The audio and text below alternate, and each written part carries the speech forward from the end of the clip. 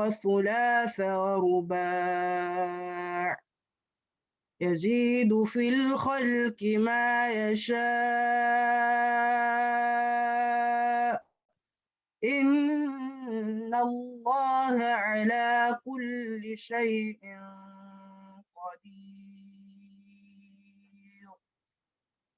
ما يفتح الله للناس من رحمة فلا ممسك لها وما يمسك فلا مرسل له من بعده وهو العزيز الحكيم. يا أيها الناس اذكروا نعمة الله عليكم هل من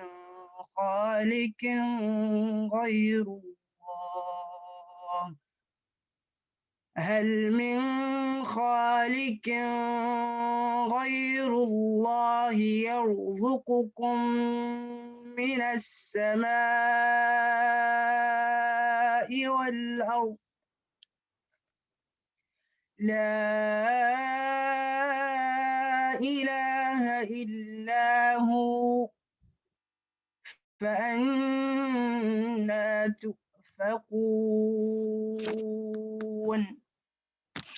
وإن يكذبوك فقد كذبت رسل من قبلك وإلى الله ترجع الأمور.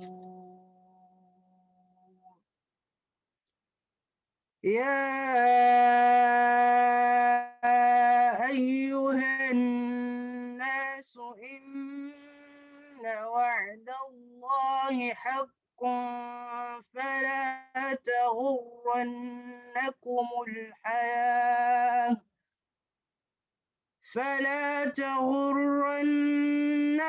الحياة الدنيا ولا يغرنكم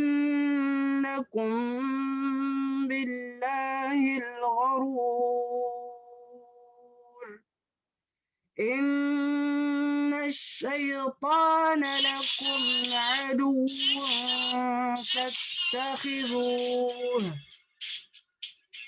فاتخذوه عدوا إنما يدعو حزبه ليكونوا من أصحاب السعير. الذين كفروا لهم عذاب شديد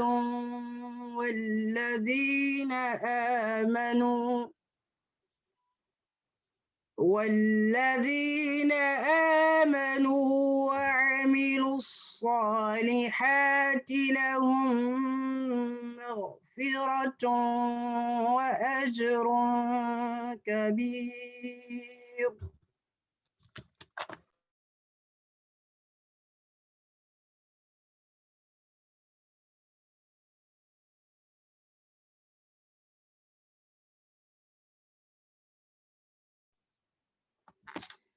أفمن زين له سوء عمله فرآه حسنا فإن الله يضل من يشاء ويهدي من يشاء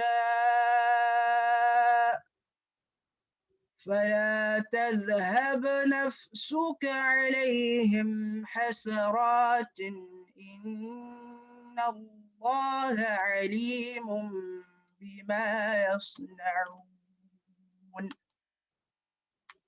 والله الذي أرسل الرياح فتصير سحابا فسقناه إلى بلد ميت فأحيينا به الأرض بعد موتها كذلك النشور من كان يريد العزة فلله العزة جميعا إليه يصعد الكلم الطيب والعمل الصالح يرفعه والذين يمكرون السيئات لهم عذاب شديد ومكر أولئك يبور والله خلقكم من تراب ثم من نطفة ثم جعلكم أزواجا وما تحمل من أنثى ولا تضع إلا بعلمه ولا يعمر من معمرة ولا ينقص من عمره إلا في كتاب إن ذلك على الله يسير وما يستوي البحران هذا عذب فرات سائغ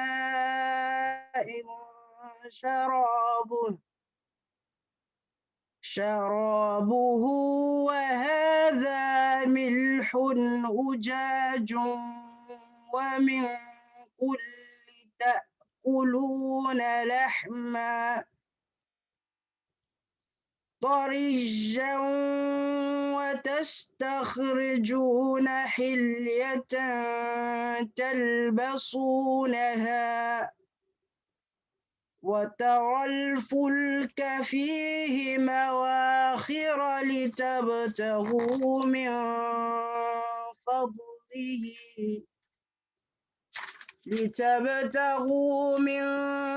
فضله لعلكم تشكرون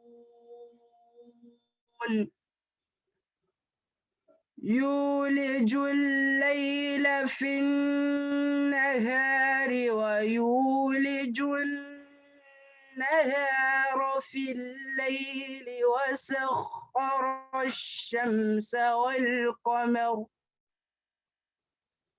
كل يجري لأجل مسمى ذلكم الله ربكم له الملك والذين تدعون من دونه ما يملكون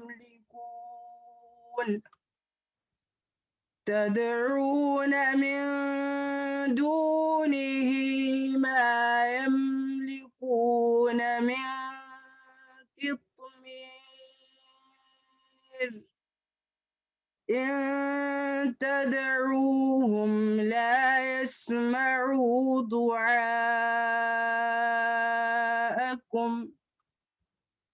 ولو سمعوا ما استجابوا لكم ويوم القيامة يكفرون بشرككم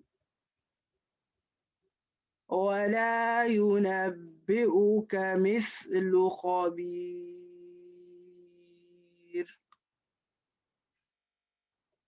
يا أيها الناس أنتم الفقراء إلى الله والله هو الغني الحميد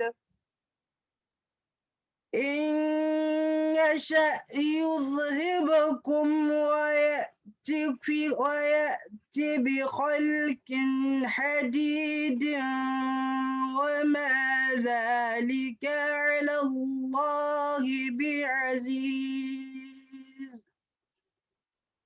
ولا تزر وازرة وزر أخرى وإن تدع مثقلة إلى حملها لا يحمل منه شيء ولو كان ذا قربى إنما تنذر الذين يخشون ربهم بالغيب وأقاموا الصلاة ومن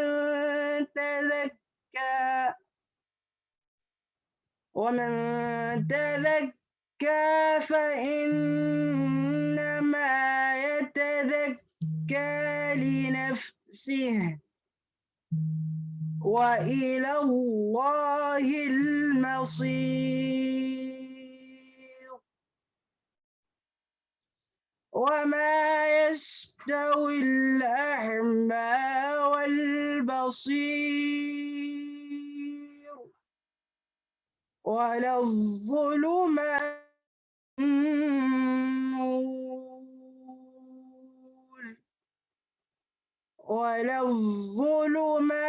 ولا النور ولا الظل ولا الحرور وما يستوي الأحياء ولا الأموات إن الله يسمع من يشاء وما أنت بمسمع من في القبور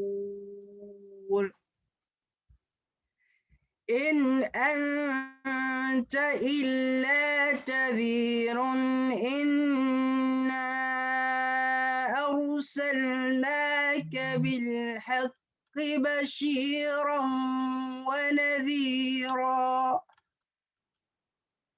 وإن من أمة إلا خلا فيها تذكير وإن يكذبوك فقد كذب الذين من قبلهم جاءتهم رسلهم بالبينات وبالزبر وبالكتاب المنير ثم أخذت الذين كفروا فكيف كان نكير ألم تر أن الله أنزل من السماء ماء فأخرجنا به ثمرات مختلفا ألوانها ومن الجبال جدد بيض وحمر مختلف ألوانها وغرابيب سود ومن الناس والدواب والأنعام مختلفا ألوانه كذلك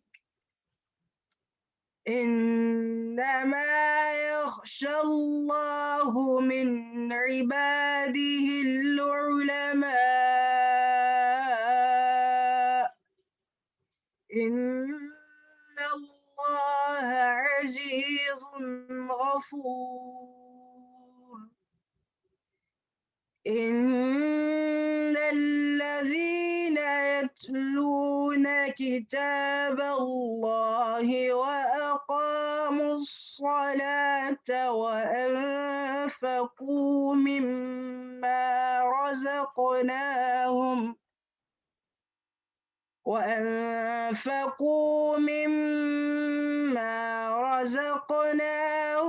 سرا وعلانية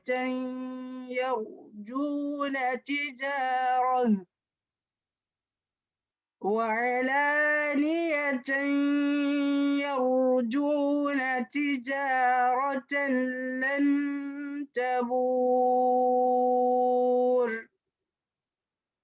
ليوفيهم أجورهم ويزيدهم من فضله إنه غفور شكور. السلام عليكم ورحمة الله وبركاته. Wa alaikum salam wa barakatuh. Looks like your time is up, Ramat. Thank you so much. May Allah continue to bless you. The Imam is here.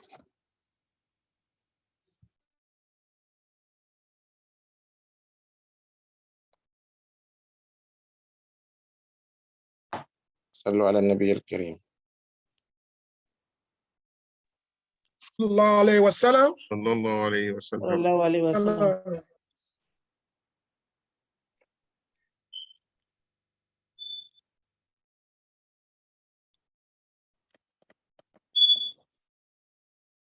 صلوا على النبي الكريم. صلى الله عليه وسلم. وسلم. اللهم صل على محمد وعلى آل محمد وسلم. I don't know if I should start or you have to say something. No, we said it already. So just go ahead, sir. Okay. أعوذ بالله من الشيطان الرجيم. بسم الله الرحمن الرحيم. إن الحمد لله نحمده ونستعينه ونستغفره ونستهديه ونعوذ بالله من شرور أنفسنا ومن سيئات أعمالنا من يهديه الله فهو المهتد ومن يضلل فلن تجد له وليا مرشدا ونصلي ونسلم على خير الأنام سيدنا ومولانا محمد وعلى آله وصحبه أجمعين أما بعد. We thank Almighty Allah for giving us another opportunity to be here tonight. We ask Allah to bless our gathering. We ask Allah to give us the tawfiq to explain his book in a way and manner that is pleasing unto him. May he make the Quran an evidence for all of us, not an evidence against us in this world and the hereafter. May he accept our fasting, may he accept our ibadah, may he count us among those who are going to be admitted into the Jannatul Firdaus. Allahumma innaka Allahumma ameen. Tonight, inshallah, we're going to continue with the explanation, the tafsir of Surat Baqara, the longest chapter in Al-Quran Al-Kareem, the chapter of the cow that is named after the cow. And we said something about the importance of this chapter yesterday, and I'm not going to go back to that. So we're going to continue today, inshallah, from verse 26. We stopped at verse 25 yesterday, and tonight we're going to start with verse 26.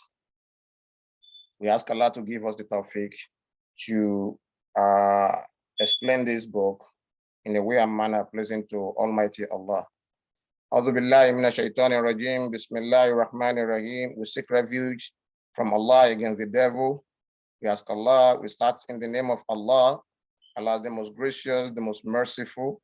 Allah starts, Allah says, Inna Allah, indeed Allah. Indeed Allah. La yasta'i, Allah is not ashamed. And yadrim mathalan, to set forth a parable. There's something Allah wants to bring forth here. Sometimes Allah, Allah put some parables in the book, in his book. And this parable has a reason. The reason for this parable is to let us understand, to appreciate the uniqueness of Al-Quran Al-Kareem.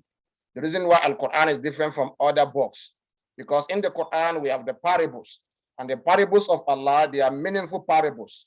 Allah said, "Inna Allah, indeed Allah, la yasta'i, is not ashamed, and yadriba mathalan ma ba'uda, than to set forth a parable about a mosquito. As little as a mosquito is, Allah could set a parable to teach us a lesson in the Quran al-Karim. And then when Allah mentioned a mosquito, Allah now tell us that from this parable about the mosquito, or something that is bigger than mosquito. A mosquito is an insect, a very tiny insect. And when Allah said a parable about an insect, some people ask the Muslim, why? What is the meaning? What is the relevance of mosquito in the book of Allah? What is Allah? What does the word of Allah has to do with the mosquito? And Allah is now trying to let us understand that sometimes He is set up a parable with something that is very minute and little in our thinking. Something that's bigger than that. Allah said it does that to test our intelligence, to test our iman, to test our belief in Allah. Are we going to reject the message of Allah by belittling any part of the Quran? Because saying that, okay, this part, Allah said in this parable, what is the significance of it? The significance of that parable is that you are being put into test. Your iman is being put into test. My iman is being put into test. Whether we're going to accept or we're going to reject the message. That makes Quran to be unique. As a Muslim, we believe in the entirety of the Quran. We believe in the, Allah say in the Quran, is minimum ayatun mukamatun. In the Quran, there are clear-cut verses in the Quran that are self-explanatory. وَمِنْهَا مُتَشَابِهَاتٌ. And there are some that are allegorical, that only Allah knows the meaning. Allah and the Prophet knows the meaning. All these, both the allegorical verses and the clear verses are from Allah subhanahu wa ta'ala. And both verses attest to the uniqueness of the book and the magnificence of Allah subhanahu wa ta'ala.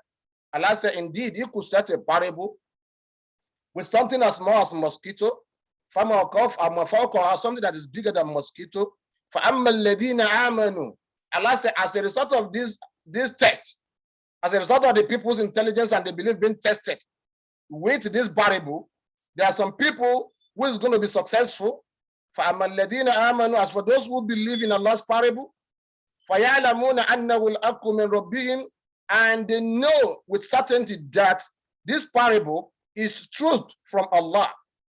There are some people who is going to believe in the parable, whether they understand it or not.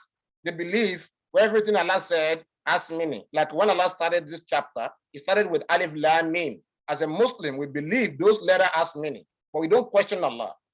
And that is what makes the Quran to be unique. Whatever Allah explained to us, we accept it. Whatever He has not explained to us, we leave it. Allah says, among those who are tested, some will pass. Those who are going to pass, they are the believers. As for those who believe in the parable of Allah, they believe in Allah and they believe in His parable. They're going to have that certain knowledge that that parable is true and is a truth message from Allah. On the other hand, those who disbelieve in Allah, what's going to be their own? They're going to fail by their statement. And they will be saying, what does Allah intend with this parable? What is the relevance of the mosquito in the Quran? What is the relevance of Alif Lam Mim? Why Allah has to say Hamim? Why did Allah have to say all this? Allah said He could say that because Allah, as a result of this differences, you didn't look kathiran. Many people will be led astray. Wayadi kathiran, and some will be guided by Allah. Wama yudillu bihi illa al-fasiqin. And none will be led astray, or none will be lost from the path of al-Islam except al-fasiqun, the transgressors. May Allah not make us among fasiqun. And Allah want to describe the fasiqun. Allah said the fasiqun are those alladina yankuduna ahd Allah. Those are the people who break the covenant of Allah. The fasiqun, they break the covenant of Allah. Min ba'di mithaqi, after the covenant has been confirmed, it means they are not truthful to Allah in their covenant. And what is the covenant we had with Allah? The covenant to worship Allah, and we have the covenant with our fellow human being, the covenant to respect the rights of our neighbor, the covenant to respect the rights of our life, the covenant to respect the rights of all the creation around us. That is the covenant. Allah said the fasiqun, the excessively transgressors.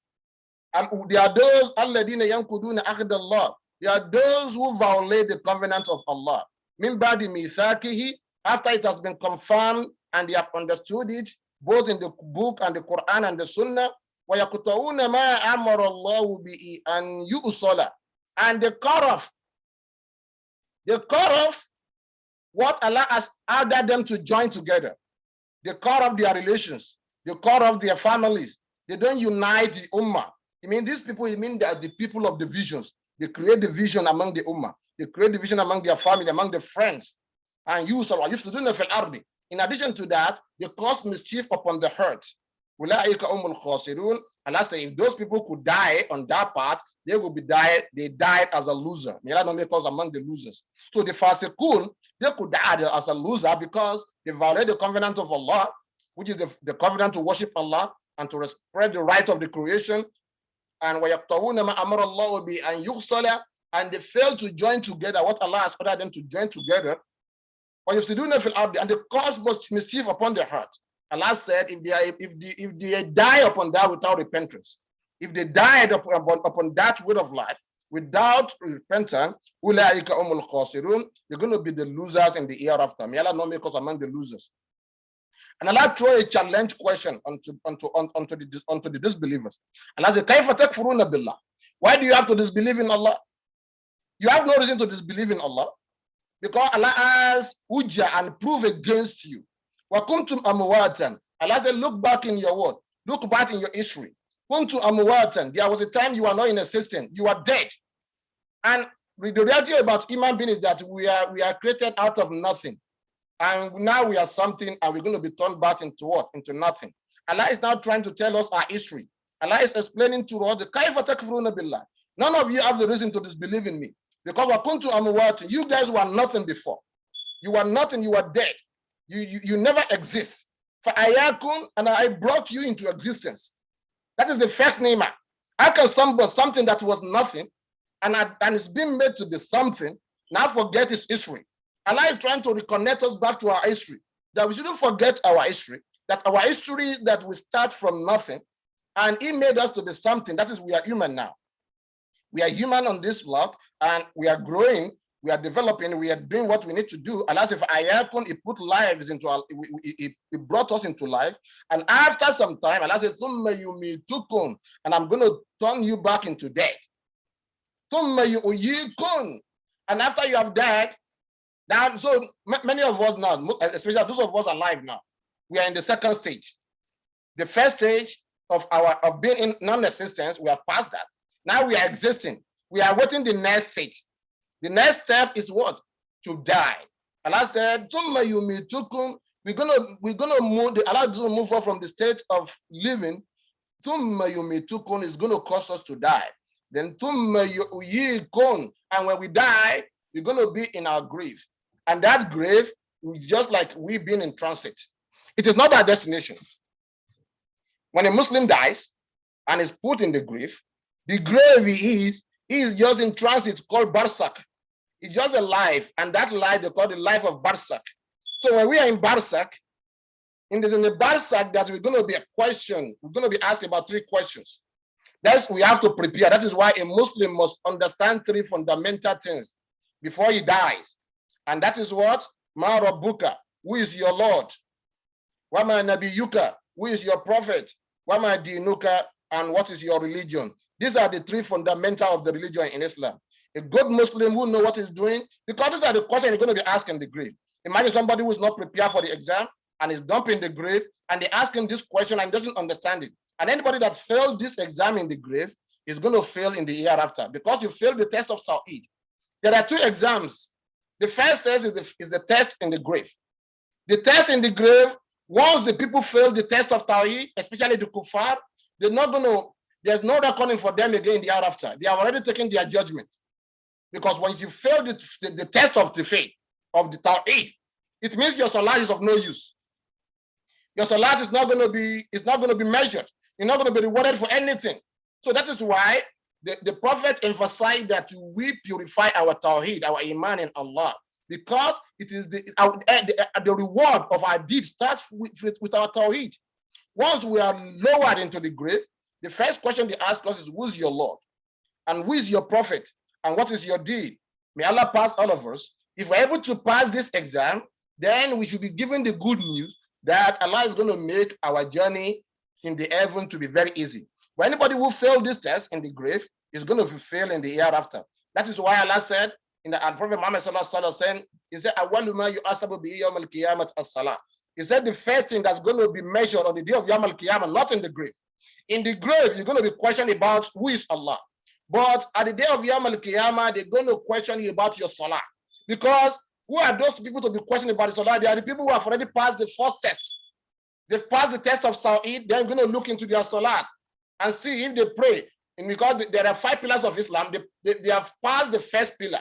They believe in Allah, and that has been confirmed in the grave. So when they were raised up, when they were resurrected, then we go to the next pillar. They're going to ask them, what is your salat? So the second question is the question about salat. Allah is going to ask them, you're going to ask them, so the Quran goes further to say that, why do you have to disbelieve in Allah? You were nothing before. He turned you into a living, and he's going to return you back into death, and he's going to raise us back into life. And all of us are going to come back to Allah to receive our reward or the recompense. May Allah forgive us and pardon our errors. Allah went further to tell us that who are He, Allah? Allah said, one of the reasons, another reason why you have to worship Allah is this. Allah said, in addition to the fact that Allah created you, He didn't just created you without making provision for your livelihood. Allah said, the fact that I created you, I always make for provision for your living. Because He, Allah, He is the one that has created everything upon the earth for you. Everything upon the earth is for us. All the fruits, the trees, the ears, the animals, we kill them, we eat them, we breathe in the air, we enjoy the breeze, we benefit from the sunlight. Allah said He has created everything for us to make our livelihood easy and comfort.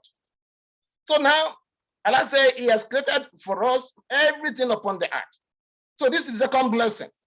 It's one thing to create something, it's another thing to sustain the creation. Allah is now telling us that He created us and He has made provision to sustain us in the life of the world.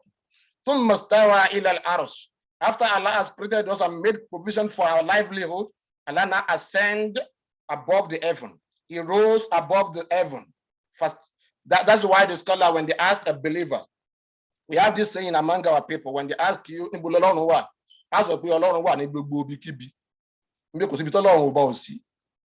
and it's a wrong statement according to the people of knowledge. The people of knowledge made us to believe that we shouldn't tell people that Allah is everywhere. Allah is not everywhere.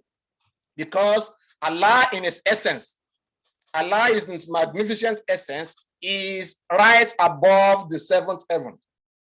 And it says that in the Quran al-Kareem. It said, Ar-Rahman al-Arsh istawa. That is why when we pray to Allah, we raise up our hand and we look up in the sky. Because we have that belief that the God we worship is right up in the heaven. So the scholars, they have the view that when we want to tell people, they ask us, where is Allah? We said, Allah is right above the heaven. But how is He above the heaven? We don't question Allah. We don't ask how. We don't ask people, say, how is it in the heaven? How did He establish Himself in the heaven? It is not Allah said He is in the heaven in the way and the manner that befits His majesty. It is beyond human comprehension. All we need to understand that He told us and we believe in. He said He is Allah and He rose above the heaven. That is where He established Himself. And He is separate from His creation. It's not that Allah is joined with the creation. He is not joined with heaven. According to the scholar, Allah is right above the heaven, separate from the creations. So when they ask us, where is Allah? We should be bold to tell them that Allah is not everywhere in His essence, rather Allah is right above the heaven. But Allah is with all of us by His knowledge. That is another meaning. When we want to say Allah is with us, we say Allah is with us by His knowledge, Allah is with us by His provision, Allah is with us by listening, by His by all in all manner of way that Allah can benefit us. Because He sees us, you can say Allah is with us by His hearing, Allah is with us by His seeing, Allah is with us by His help. But when we feel the help of Allah, we can feel that Allah is with us by His help, not by that Allah Himself is with us. But there are some situations whereby Allah Himself descend and come down to the nearest heaven. That is when Allah said in the Quran, the Prophet told us in one of the hadith, he said, when it comes to the last third part of the night, he said, Allah in the heaven is go in His majesty, in the way and manner that befits His majesty, is going to descend down to the what? To the immediate heaven on the earth. And Allah is going to be asking all the believers, all the human beings, who among you is in need of forgiveness? He should ask for forgiveness so that I can forgive him. Who among you is in need of my mercy? And he should ask of His mercy so that I can show my mercy upon him. So the point we want to make here is that we should have this belief that Allah is separate from the creation, but in His essence is right above the heaven, but is with all of us by His knowledge, by His help. But in His essence, Allah is not. We cannot duplicate Allah and say Allah is everywhere. So they said Allah is the one who has created for you everything upon the earth. So mastawa ila al-arsh, then He rose above the heaven, fasawwa'unna sab'a samawati, and He made the heavens into 7 layers. Wa huwa bikulli shay'in alim, and His knowledge encompasses everything. Then when we look into this, the following verse, the verse we just read, it's explained to us about the magnificence of Allah, His majesties, His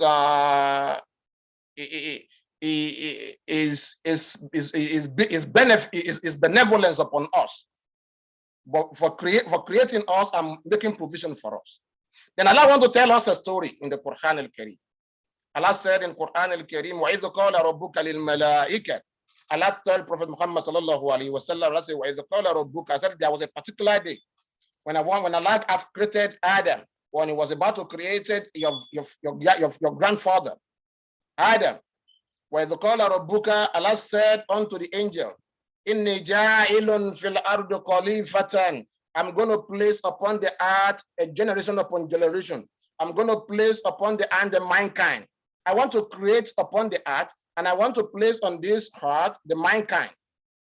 And the angel replied, he responded, they said, أَتَجْعَلُ فِيهَا مَنْ يُفْسِدُ فِيهَا? Oh Allah, out of respect and humility to Allah, they are not questioning Allah. They are not challenging Allah's authority. This is not to be interpreted as if maybe they are challenging Allah. Allah asked them that I'm going to place a generation upon the earth that's going to be. But the angel asked Allah, because everything Allah does, some of them, He explained them to the angel. Part of the knowledge the angel have received from Allah regarding Adam, regarding the creation of Adam, because he was created from the dust, is that the dust, anything that is created from the dust, is going to have the element of weakness, imperfection in him. So the angel, they responded to a lot of humility, out of the love of Allah. Say, oh Allah, are you going to create upon the earth the mankind who is going to be causing corruption upon the earth? And they're going to be shedding their blood? Because in their own thinking, they have the view that what is befitting Allah is a pure and correct worship. And they feel that the angel, being the angel, they are in the best position that should be on the earth's surface. Because if the goal, the reason why Allah created the creation is to worship them. If the goal is to worship Allah, and we know from the description of the angel, as that Allah created them from the light, they never offend Allah. لا يعصون الله ما أمرهم ويفعلون ما يؤمرون. They never disobey Allah, and ويفعلون ما يؤمرون, and they obey Allah. They follow the command of Allah in total. So the angel, out of humility, they ask Allah, أَتَجْعَلُ فِيهَا مَنْ يُفْسِدُ فِيهَا? Are you going to place upon the earth those who are going to be causing corruption upon the earth? وَيَسْفِكُ الدِّمَاءَ, and they're going to be shedding their own blood? But they say, on the contrary, we the angel, we're going to be glorifying your name with praise. And we're going to be magnifying your assistant. And Allah respond. Allah said, Inni a'lamu ma la ta'lamun. Indeed, I, Allah, knows what you do not know. Here, there's a lesson here. The lesson we're going to learn here is this. The angel, out of the love for Allah, out of the love to worship Allah, they feel that this new place that is being created for mankind should be for them, because they want to compete to worship Allah the way Allah wants. And when you look into in their creation, the essence of their creation, you know that angels were created purely for the worship. They are the type of the creation that they do not commit corruption. They don't violate Allah's law. They are not like we human. They have no desires. They are not disposed to reject Allah's orders and commandments. And they have no choice. They follow Allah's commandment to the letters. But Allah has to tell them that, look, I'm the one who created you, and I created you because I know you can never, and you will never offend me. But out of my mercy, I want to create another special creation. And this creation, I know that they're going to be imperfect. And out of their imperfection, I want to bring out a beloved ibadah for myself. Allah Akbar. You see, Allah created the angel. They were perfect. Let's say they were near perfection. They don't disobey Allah. But Allah wants to create we human. We are imperfect. We're going to be committing sins. But when you look at it properly, you may conclude that why is it, if the goal is for Allah to be worshipped and not to be disobeyed, why did Allah want to create those who are going to be disobeying him? Allah said he intends to create ibadah out of people's disobedience. So that when people disobey Allah, he wants to create a set of people who is going to continuously repenting unto him, those who are going to be continuing to be speaking istighfar, those who are going to be returning back to Allah, because Allah said, Inna Allah yuhibbu tawabina wa yuhibbu al-mutatayyirin. Because indeed Allah loves those who continuously repenting to Allah. So Allah does not create human beings for us to sin or to offend him. Allah created us so that we can realize our error, and that realization of our mistake, our imperfection, is going to lead us to Allah. So it's a way by which Allah wants to show the world that he is the God, and he can make things happen in different ways. He can create pure people out of the light, and he can make pure people out of the sins. Adam was sinned against Allah, but he repented. When he repented, he became the friend of Allah. Likewise, many of us, we fall short, we make mistakes. Allah, and that is the goal of Allah. The goal of Allah is that when you fall short, you realize your error, and you instantly run back to Allah for forgiveness.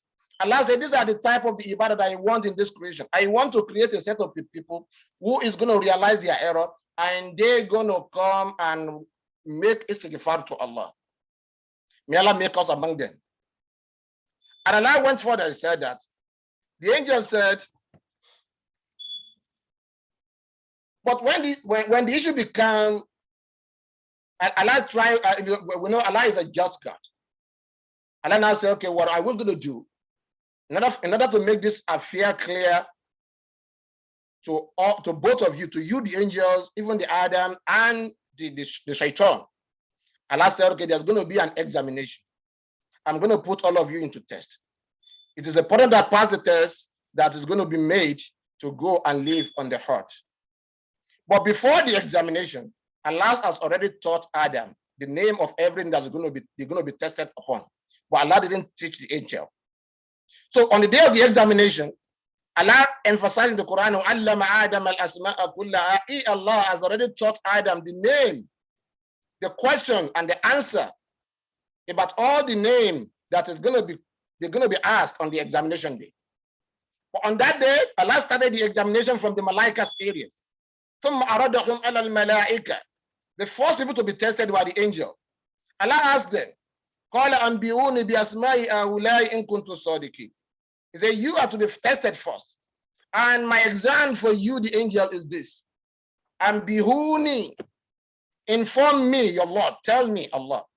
بأسماء هؤلاء, with the name of all this. According to the scholars, they said Allah taught Adam the name of everything. and how to use everything. Allahu Akbar. So, and Allah, before Allah directed the question to the Adam, Allah had already asked the angel, he said, Ambihuni, tell me. You angels should tell me your Lord. Tell me the name of all these items and their uses. In kuntum sadiqin, if you are truthful. The angel responded, Qalu subhanaka la ilma lana. They said, Subhanaka. They said, glorify to you, Allah. La ilma lana. We have no knowledge. Illa ma allamtana. I said that we have taught us. Innaka antal alim al hakim, because you are the most knowledgeable and full of wisdom. You see the answer the angel provided? The angel admitted that he did not know. They admitted that they did not know the questions. And according to the scholars, this is one of the ways that you're going to know a true scholars in Islam. Sometimes when they ask us a question, when people, even in our place of work, this is how you know people are truthful. And then when they ask you, Mr. So, we want to give a project to you, do you know about it? People lied just because they want to attain a position in life. As a Muslim is not supposed to tell the lie. When you are truthful, when they ask you a question, you are truthful, it doesn't diminish in your what? In your status. Rather, it elevates you. It goes to confirm that you are truthful in what you are saying. So when they ask the angel asks not only about the questions, and they don't feel ashamed to tell Allah that we do not know. That we do not know. So if you don't know something, and you know you do not know something, and you acknowledge your limited knowledge about a particular affair, that in itself is a knowledge, according to the scholar. It's a proof that you are knowledgeable. It's not the proof that you're otherwise. But in our own area, when they ask somebody a question and doesn't understand, they will say, no, I find you okay. But by Allah's standard, when they ask you a question and you are truthful to them and you tell them that, look, on this particular item, Allahu A'lam, I do not know. The fact that you don't know that question and you are honest with them, that itself is a confirmation that what? That you are knowledgeable. May Allah guide us, all right. So, Qala ya Adam. And Allah threw the question back to Adam. The same question that was thrown to the angels, Allah now revised that question back to Adam, but Allah revised the questions. You see, the first question to the angel was, you angels should tell me your Lord. But the angel knows that they are not in position to tell Allah, because Allah is their God. You don't tell somebody, Allah already knows the answer, and is the one who taught all of them. So it is an act of arrogance for a creation to tell his God to explain something to his creator. So when Allah asked them, you angel, tell me, explain to me your God, the name of all these items. The angel responded, this is Subhanaka la ilma lana. They said, we have no knowledge. We are not in position to tell you. First, we do not know it. And secondly, we do not even have the audacity to what? To explain to you, because you already know what we do not know. So Allah now reverted that question back to Adam. Qala ya Adam. Allah said, you Adam, ambi'ihum bi asma'ihim. The same question, Allah said, you Adam, inform them. The first question to the angel is that you inform me, your God. But the question to the Adam now is what? You inform them. Inform the angel. Because Allah knows that he had already taught Adam. And Adam should not be in a position to tell him about what he has already taught him. So call Adam. Allah asked Adam, Ambihum. Tell the angels.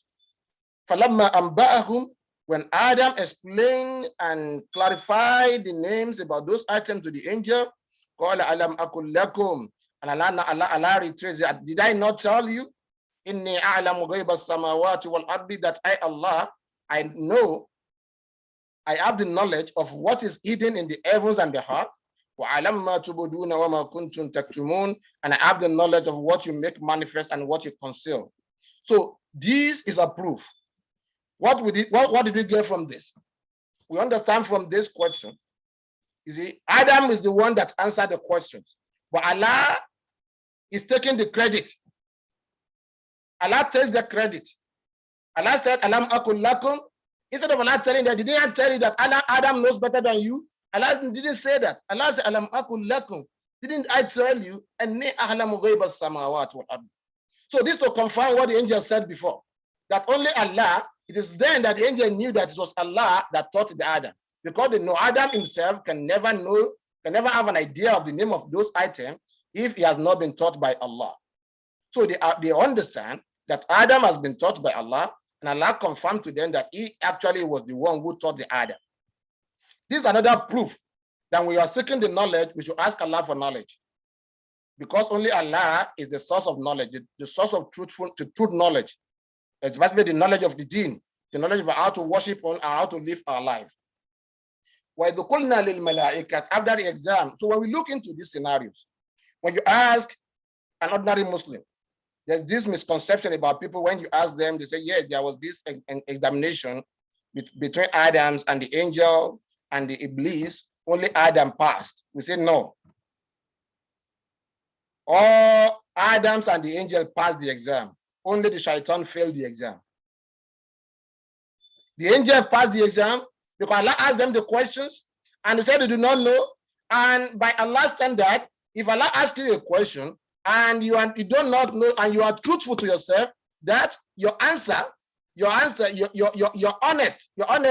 you're being honest to Allah, that you do not know the question itself is what? It's a check, it's a plus for you.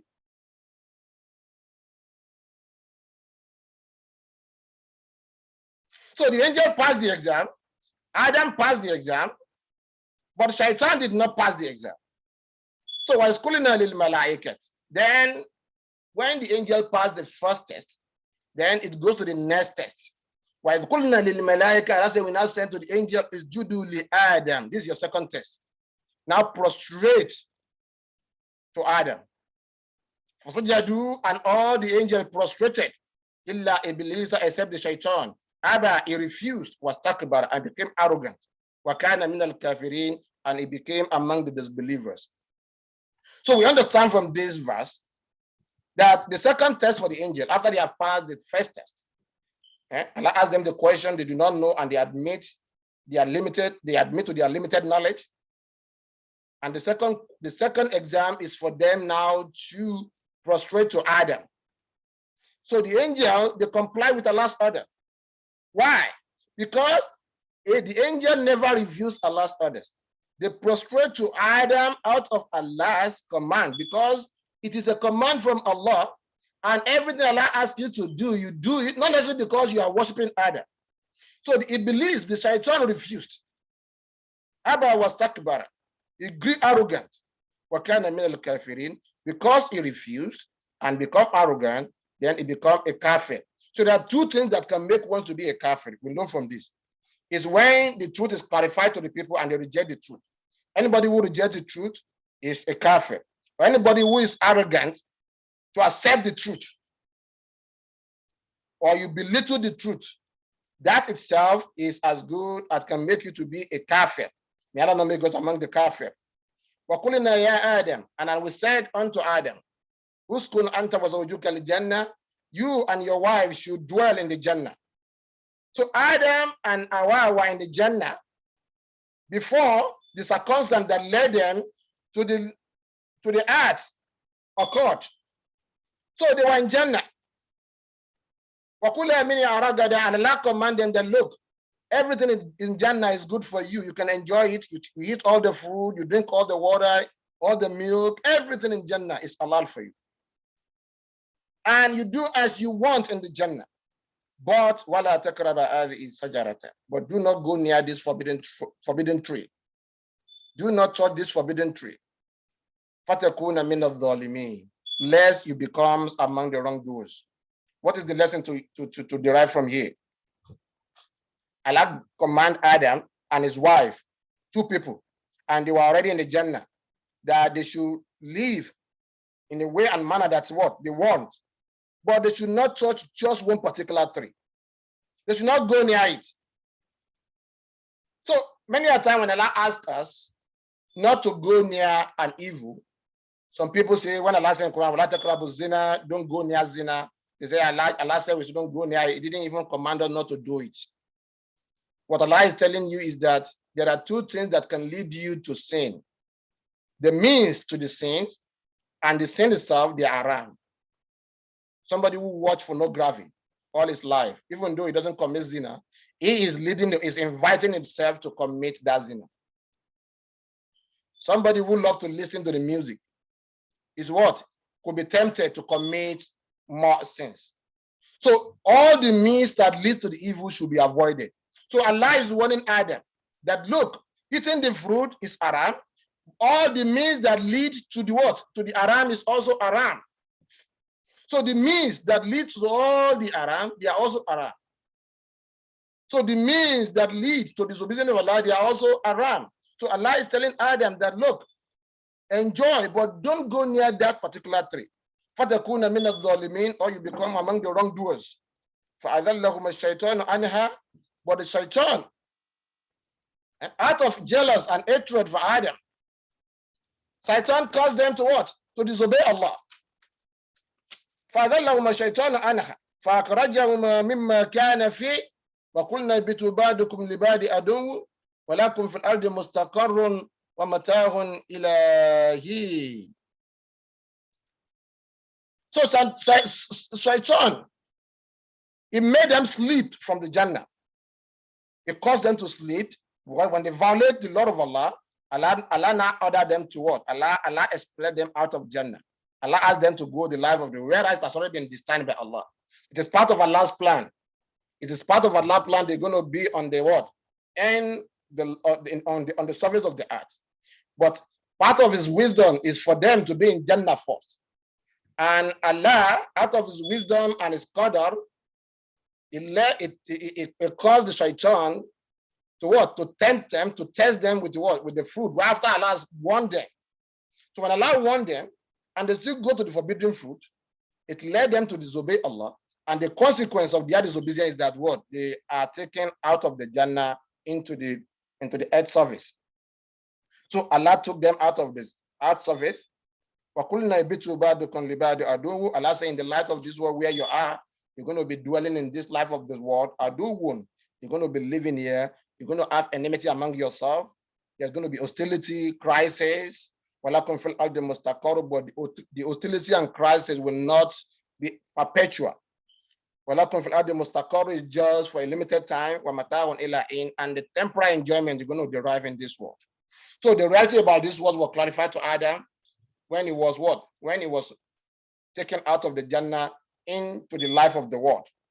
So he was made to believe that, look, your progeny, they're going to be in this world, consistent with what the angel have already said before, that they're going to be in this world, aduwwun.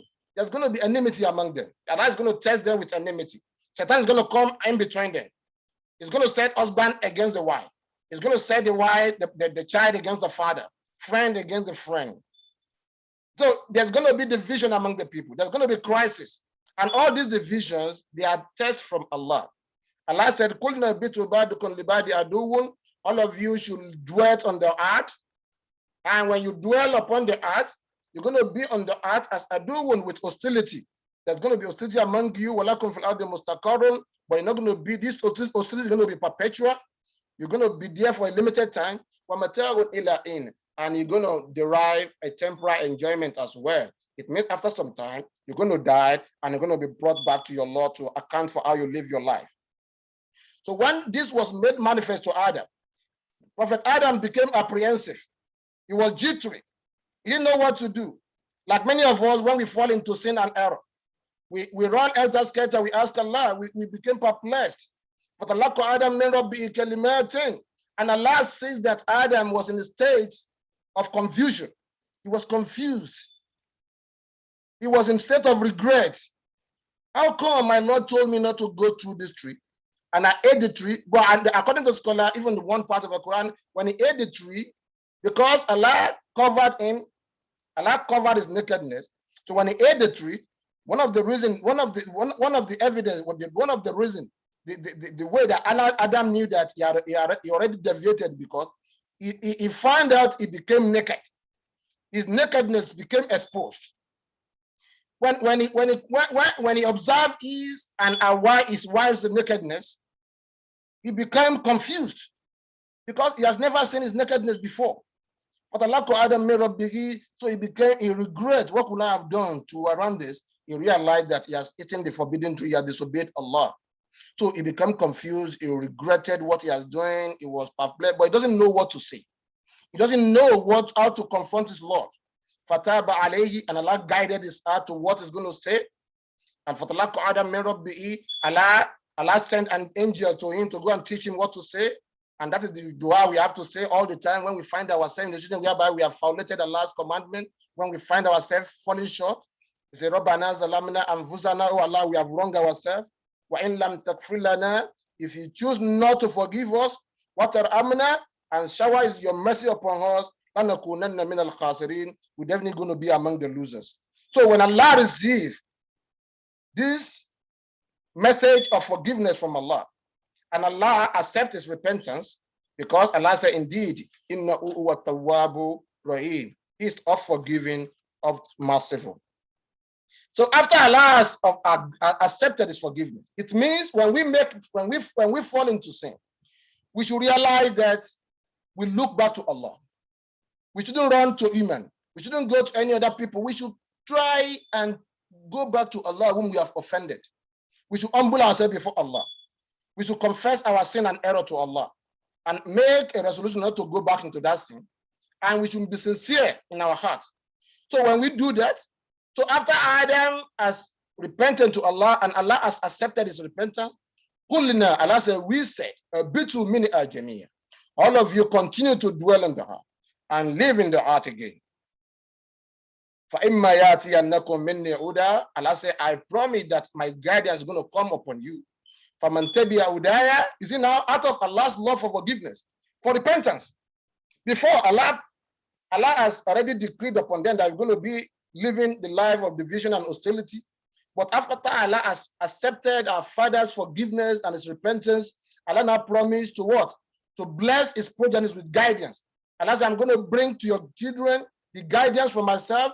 But whosoever among your children that follows my guidance, فَلَا خَوْفٌ عَلَيْهِمْ, will not entertain any fear, and they're not going to be sad. It means there are something. When we have the guidance and we repent to Allah, we receive instant benefit, there's an instant there's an instant benefit we get from Allah. And that is the fact that Allah removes our fears and he removes our sadness. So the only way for you to live an happy life is to constantly recheck yourself, reassess yourself. Because when you assess yourself, you admit to yourself that, look, I've wronged myself, I wrong, because we cannot wrong Allah. You say, okay, I've wronged myself, I've committed this error, and oh Allah, I come before you, please, astaghfirullah wa atubu ilayh, please forgive me. Allah said, if you accept your repentance, Allah will lift off the fear out of your heart, and it's going to remove your sadness.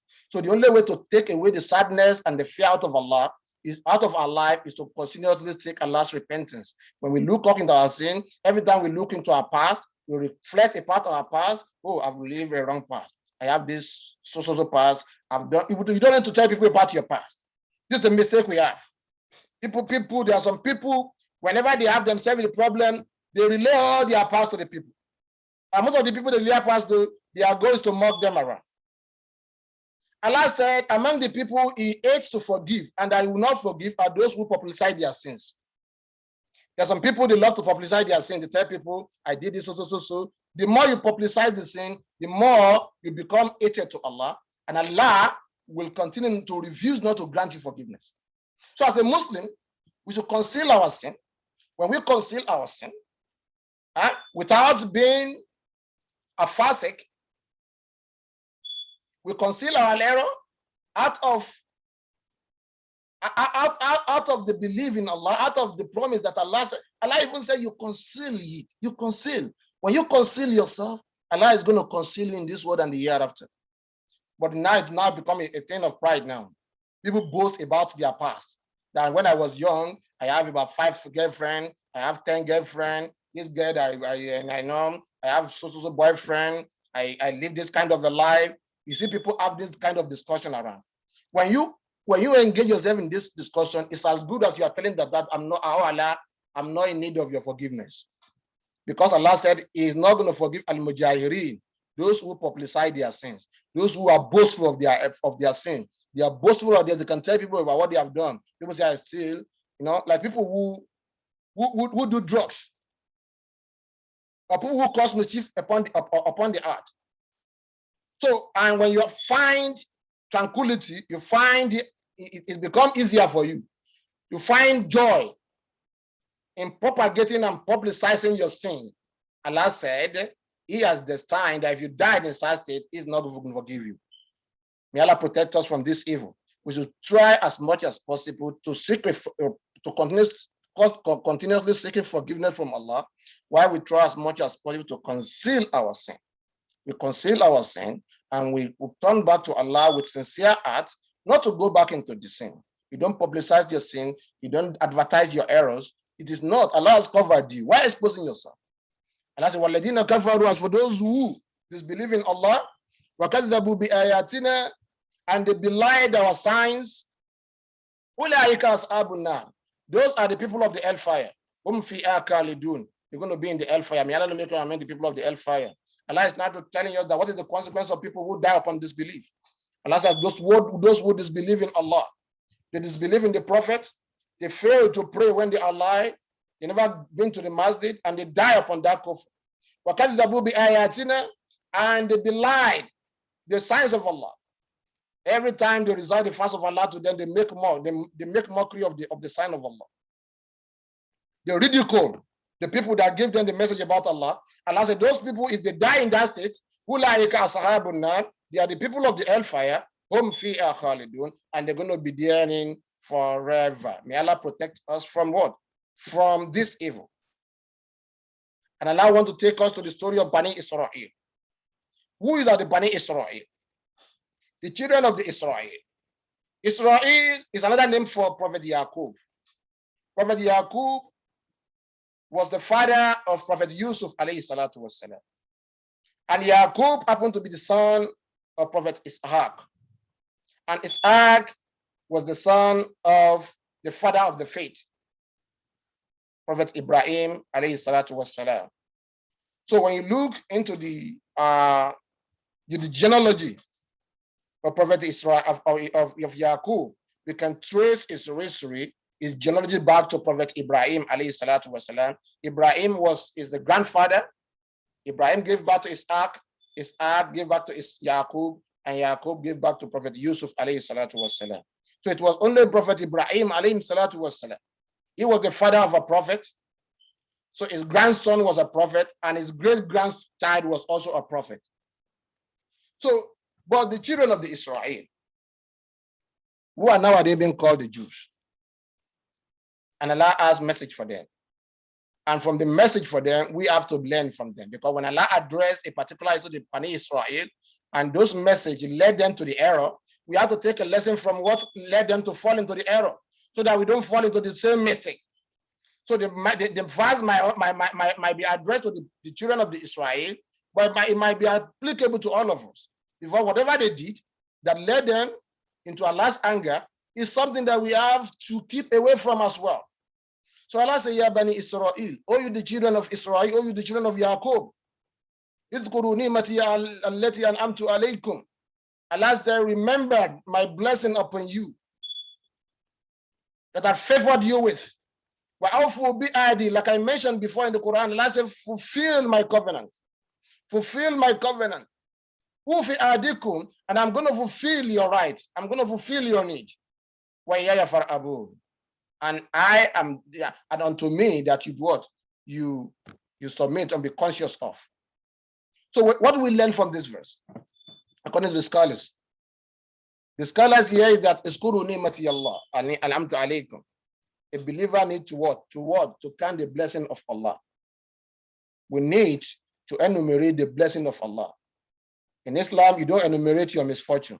You don't start telling people, no, yesterday I lost money, I do this, and you. Allah says, this. You can express the bounties of Allah to the people. You can pronounce it, proclaim the mercy of Allah upon you to others. When you are blessed by Allah, let people know, not out of pride, not that you are boasting, but out of you showing gratitude to Allah. You tell your brother, Alhamdulillah, yesterday, I was blessed with a new child. Please thank Allah for me. You are not boasting. Alhamdulillah, I had a new car yesterday. You are not boasting. Alhamdulillah, I was able to make it to the Hajj this year. MashaAllah. Allah says, but you have to make sure that what you connect that blessing to Allah. It must be presented with Alhamdulillah. Alhamdulillah. Alhamdulillah. Alhamdulillah. Alhamdulillah. I just completed my master's degree. Alhamdulillah. I just got a job. Alhamdulillah. I just got a new wife. Alhamdulillah. I just got a new baby. Alhamdulillah. Alhamdulillah. Alhamdulillah. You have to enumerate the blessing of your Lord. Allah love it when you recount the blessing of Allah, when you tell it yourself, you tell it to people around you out of humility and in appreciation to what Allah has done in your life. So as a believer, so the children of the Israel, Allah asked them that they should what? They should acknowledge the blessing of Allah and they should proclaim and let people know that Allah blessed them. Allah said, in addition to that, fulfill Allah's covenant upon you. So when now you acknowledge that Allah favors you, He blessed you. The next thing is for you to what? Fulfill Allah's right. Worship Him. That is the covenant. The covenant you had with Allah to worship Him and seek His help. Allah said, fulfill that covenant. Be consistent and persistent upon that. Allah said, I'm going to fulfill your need as well. If you do your part, I do my part. Allah Akbar. So the reason why many of us find ourselves in mystery, may Allah take us, we find ourselves in hardship, we complain a lot, is because we fail to give Allah His right. And we expect Allah to fulfill our needs. You don't pray 5 times a day. You don't thank Allah for the blessing you have received. They never say in the masjid. You don't know how to make dua to Allah. You never give something in charity in your life. You don't have no righteous deed you have done. Allah said, first and foremost, you have to fulfill the covenant with Allah. You have to do your part. When you do your part to Allah, Allah said, I'm going to fulfill your need. I'm going to fulfill your need unto you. Then I know what you need. And we see we learn this from Prophet Ibrahim alayhi salatu wasalam. Unlike you and I, when they ask us to make dua to Allah, it is good to ask for the good of this world. Because Allah asked the believer that we should ask for this good of this world. We ask for fine car, find this, find that. But Allah said that if you commit your affairs into my hands, if you commit your affairs into Allah's hand, and you fulfill Allah's right alone, Allah said, Ayah's way, many ways, multiple ways to fulfill your need. Prophet Ibrahim alayhi salatu wasalam, when he was about to build the Kaaba, after he has completed the building of the Kaaba, the first prayer, the dua, invocation he made to Allah, he said, Rabbi, ij'alni muqima salah. Oh Allah, he said, make me somebody who devotes his life in the worship of you, Allah. Help me to worship you in a way or manner that is pleasing unto you. Rabbi ij'alni muqima salah. He said, wa min dhurriyyati, and from my progeny. He said, Rabbana wa taqabbal du'a. Oh Allah, you have accepted my dua.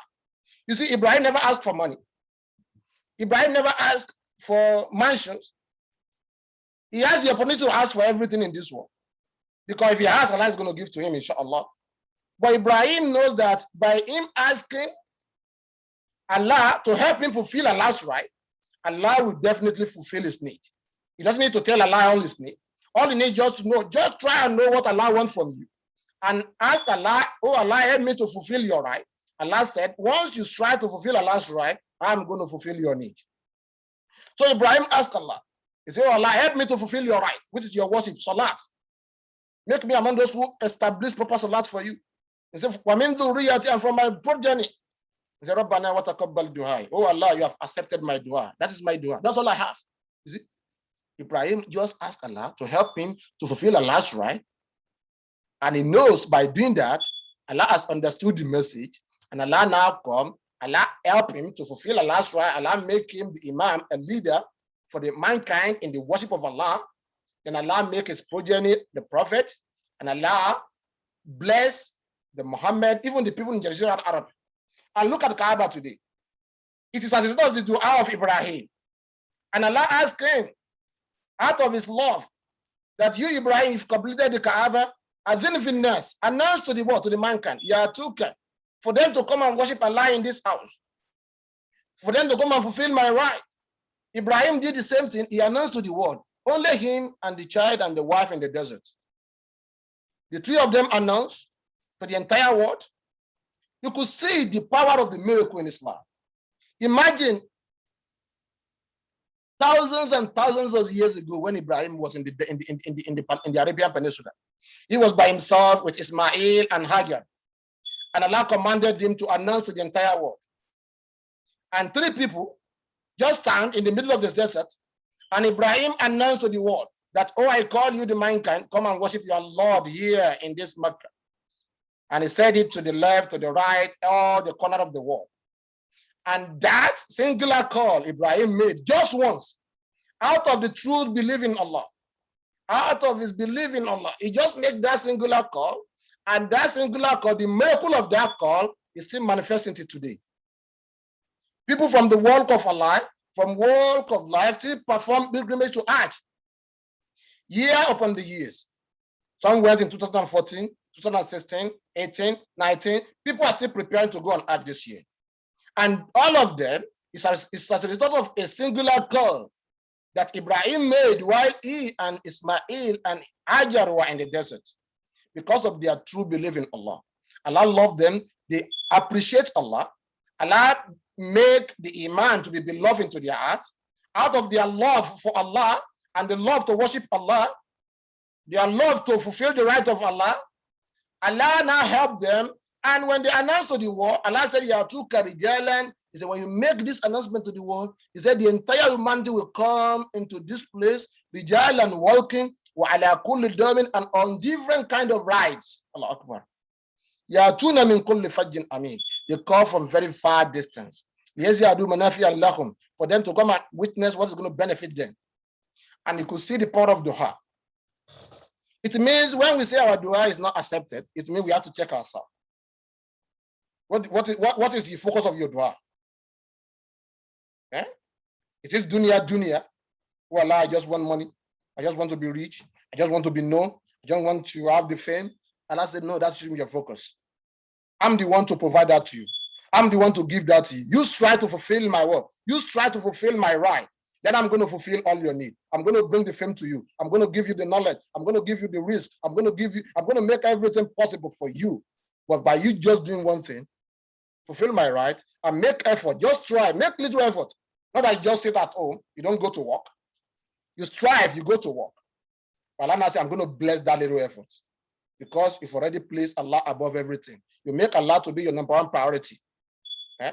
You make Allah to be your number one priority because you appreciate Allah so much. You fulfill Allah's right. Allah says, I'm going to definitely fulfill your need. And Allah fulfill Prophet Ibrahim's need. And the Mecca of today, it becomes where the entire world goes, where we spend our life savings. People in America, we're going to be saving. We save. We take this money, 12,000, 15,000, 20,000, and we take it. Instead of we putting this money in a what? In a worldly business, we say, no, we take it, we put it down on Hajj to go and worship Allah out of the dua of Ibrahim. So Allah said, when you fulfill Allah's command, when you fulfill Allah's right, it's going to fulfill your need. And the same message Allah is passing to the children of Israel, that izkuru ni'mati allati an'amtu alaykum, recount my blessing upon you. Wa'afu bi'adi, fulfill my covenant upon you. Ufi bi'adikum, I'm going to fulfill your need. Wa'ya far'abun, and be conscious and be fearful of my punishment. Wa'aminu, Allah said in addition to that, wa'aminu bima anzaltu musaddiqan lima ma'akum, you have to believe. This is where they deviated. Allah said, in addition to fulfilling my right, you have to believe in that what I've revealed unto Muhammad. And that is Al-Quran. That confirm and bear testimony to what the book that has come before it. The message of Muhammad has come to confirm the previous messages of the world, the previous prophet.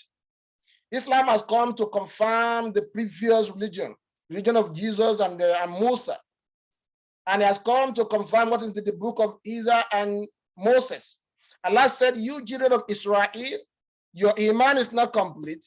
You are not a true believer until you believe in Al-Quran, because the Quran is the book that validates all the previous scriptures that come before it.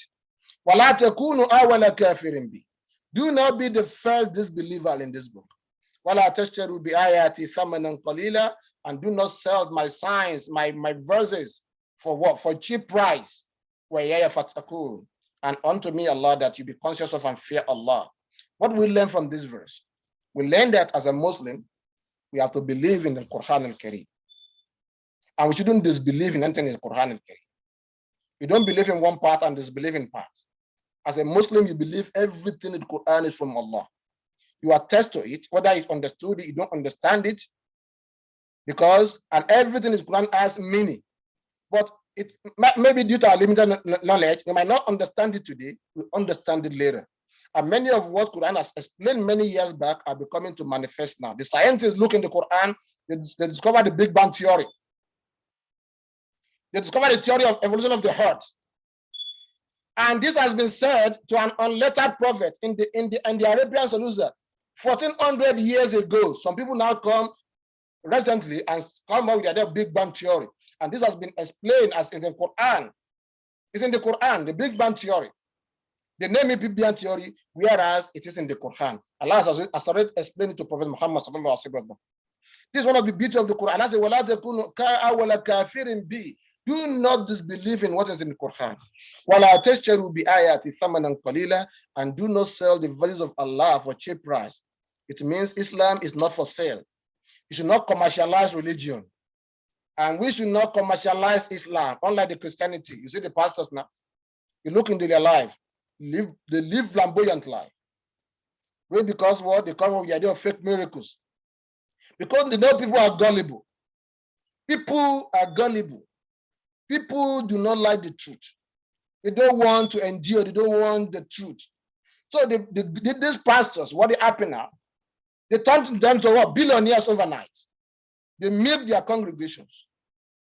Because they turn religion into e-commerce. It becomes a trade. They propagate, they sell miracles. They camouflage miracles. They paid people to appear at their revivals, to act like blind, to act like dumb. And after their crisis, after then, they go and share the proceeds of their revivals. So this Islam is telling you that in Islam, Islam should not be commercialized. And this is the warning to all the scholars in Islam. Our scholar, we should not commercialize religion. We should not let people know that they should not, no affair should sell a dua to people. We don't sell prayer to people. We don't ask people to bring money for you to sell a particular dua for them. They come to you as a scholar. A scholar, we are in need of help. We are in problem. We have issues. What do we have to say? You say, yes, I know logo now. I don't go to now in your logo. For a year of it, takun. Oh, but I go for people for what dua. It is your job as an alpha to do what? To teach them the right dua. Teach them what's going to benefit them, and Allah is going to reward you for teaching them. And if they have anything to give you, by you not asking, they can come and give you something later. Not by you asking. Don't make it a condition. That look, I have a special dua that I inherited from my forefather, and if you said it in the middle of the night by raising one of your leg up, and you do this, putting people in unnecessary punishment, and see, and you demand that they give you money for that. You make your monetary motive as a precondition. When you do that, you are commercializing religion. There's nothing wrong in being good to our scholars. When you go to scholars, you ask him to pray for you, to help you in your deen. He gave you dua to say, and he also pray for you, and maybe it's materialized in a miraculous way. Without him asking, you can give him whatever you want to give. Because that becomes a gift. And that is Allah. Not by the scholar demanding it, that we're going to need 300,000, you're going to need 500,000, you're going to need 2,000. It's going to cost you. It shouldn't cost people a dime. It should not cost people a dime. May Allah help us. May Allah guide us aright. So Allah said, I alone, you have to fear Allah. وَلَا تَلْبِسُوا الْحَقَّ بِالْبَاطِلِ. Allah said, and don't mix up the truth with what? Don't cover up the truth with what? With falsehood. What aktumul akar, thereby concealing the truth. Wa antum ta'lamun. Where you know the truth, that there is a difference between the truth and the falsehood. Allah, this is another lesson. So we the believers, that we should be truthful. When it comes to Allah, our dealing with the people, you know what is the truth? Say the truth. It's against you, say it. It's in favor of you, say it. Say it the way it is. It makes you, it elevates your status, it elevates your iman. Allah said, don't cover up the truth with falsehood. It doesn't make you look good. It might make you look good for an hour. When people detect your lie, you become the worst person in the eye of the people. When people know that you're lying to them, you're not going to want to deal with you. That is why the Prophet emphasized that in everything we do, we should be truthful in our trade. Muslims should be the best traders. You don't make a lot of money by cheating people. You make money by being truthful to the people. Tell people what you want in the trade. Not that you want to sell an iPhone to them, and you call a Galaxy phone an iPhone, maybe you go and buy a case and cover it up, and you say, okay. And you know that what you are giving to the people, you are not giving the people the right. In Islam, when you are selling to the people, you have to give them the right quantity and quality. You can sell an iPhone for $1,000, even if it costs, even if that iPhone costs, if it costs just $10 in the regular market. But what you need to do is just make sure you declare that the true quantity and the quality of that iPhone to the people. If they look at the quality, they'll go with it, the quantity, they'll go with it, and they say, well, it costs more, this $100. You say, well, that's how I'm selling it. My duty, my responsibility to give you the right quality and the quantity. And I explain to you that this is the quality I have, this is what I have. If you like it, buy it. I'm not forcing you. If you don't like it, don't buy it. So if somebody now bought it, after you have clarified to him the true quantity and the quality of the merchandise, then whatever money you realize from that trade is halal. But if you fail to disclose the right quantity, like most of our mama back home in Nigeria that sell what do you call it, gari rice. No, they do something they call what? Wajin Congo Nidi. When they do that, they've already reduced the measure. When you reduce the measure, you are not being truthful. So let's say, don't cover up the truth with the falsehood. Whereby you conceal the truth. But you know the truth. You know the difference between the truth and the falsehood. So, and this is a lesson, a big lesson for all of us. May Allah make us among those who are truthful in all our dealings. And Allah went forward and said, Waqimus Salah. O you the children of Israelites, establish salat, fulfill Allah's right. Wa to zakat, and give zakat to the poor, fulfill the creation needs. So your deen is two components. You cannot fulfill Allah's right and ignore people's need. You can't just be a righteous scholars all the time in the masjid, all the time reading Quran, and you don't go to work to go and find money to take care of your family or your children or your family, and all of them, they are what? They are languishing. You could not. That is not Islam. You have to strive and work, but you don't believe that your work is what grants you the success. You make effort, and Allah bless your effort. But the one thing you have to do is that establish the right of Allah first. Be diligent in your worship. Wa'atu zakat, and you give charity. You give zakat. Fulfill other people's needs. Fulfill your family responsibility. A man should provide for his wife. Allah says, Allah as a man is the head of the household and is in position to provide for the family. And you see the country we find ourselves now is 50-50. No cheating. You see? Wife goes to work, husband goes to work, you pay the PSERG, I take care of the what? The car, bills, you take this, you take this. Allah say, as an husband in Islam, this is Islam. I'm not telling you, no, this is Islam. Islam said, "Ar-rijalu qawwamun 'ala an-nisa." It is the primary responsibility of husband to provide for the family. Yeah, and what I mean by provision, the necessity, you have to provide the basic necessities. The food is husband's responsibility. The rent is husband's responsibility. The clothing and the health care is husband's responsibility. The housing is husband's responsibility. But if your wife wants to help, there's no problem in our wife helping, especially when we find ourselves in this country. And that is where Allah provides them to us. But we shouldn't force them. We should earn their respect to do that. We should earn their honor to help us. We shouldn't force them to do it. We should treat them with respect. So if they work, we don't need to ask them. Out of the love, they know what they need to do. If a true husband is struggling to make the ends meet, and the wife knows it's only an evil wife that will see his husband struggling, striving days and nights, and still tell him that what? Start placing a bigger responsibility beyond his reach upon him. So our wives should be considered as wives. A good wife is that wife that is considerate, and he helps his husband. He knows how much his husband makes, and he helps his husband to call their clothes according to their clothes.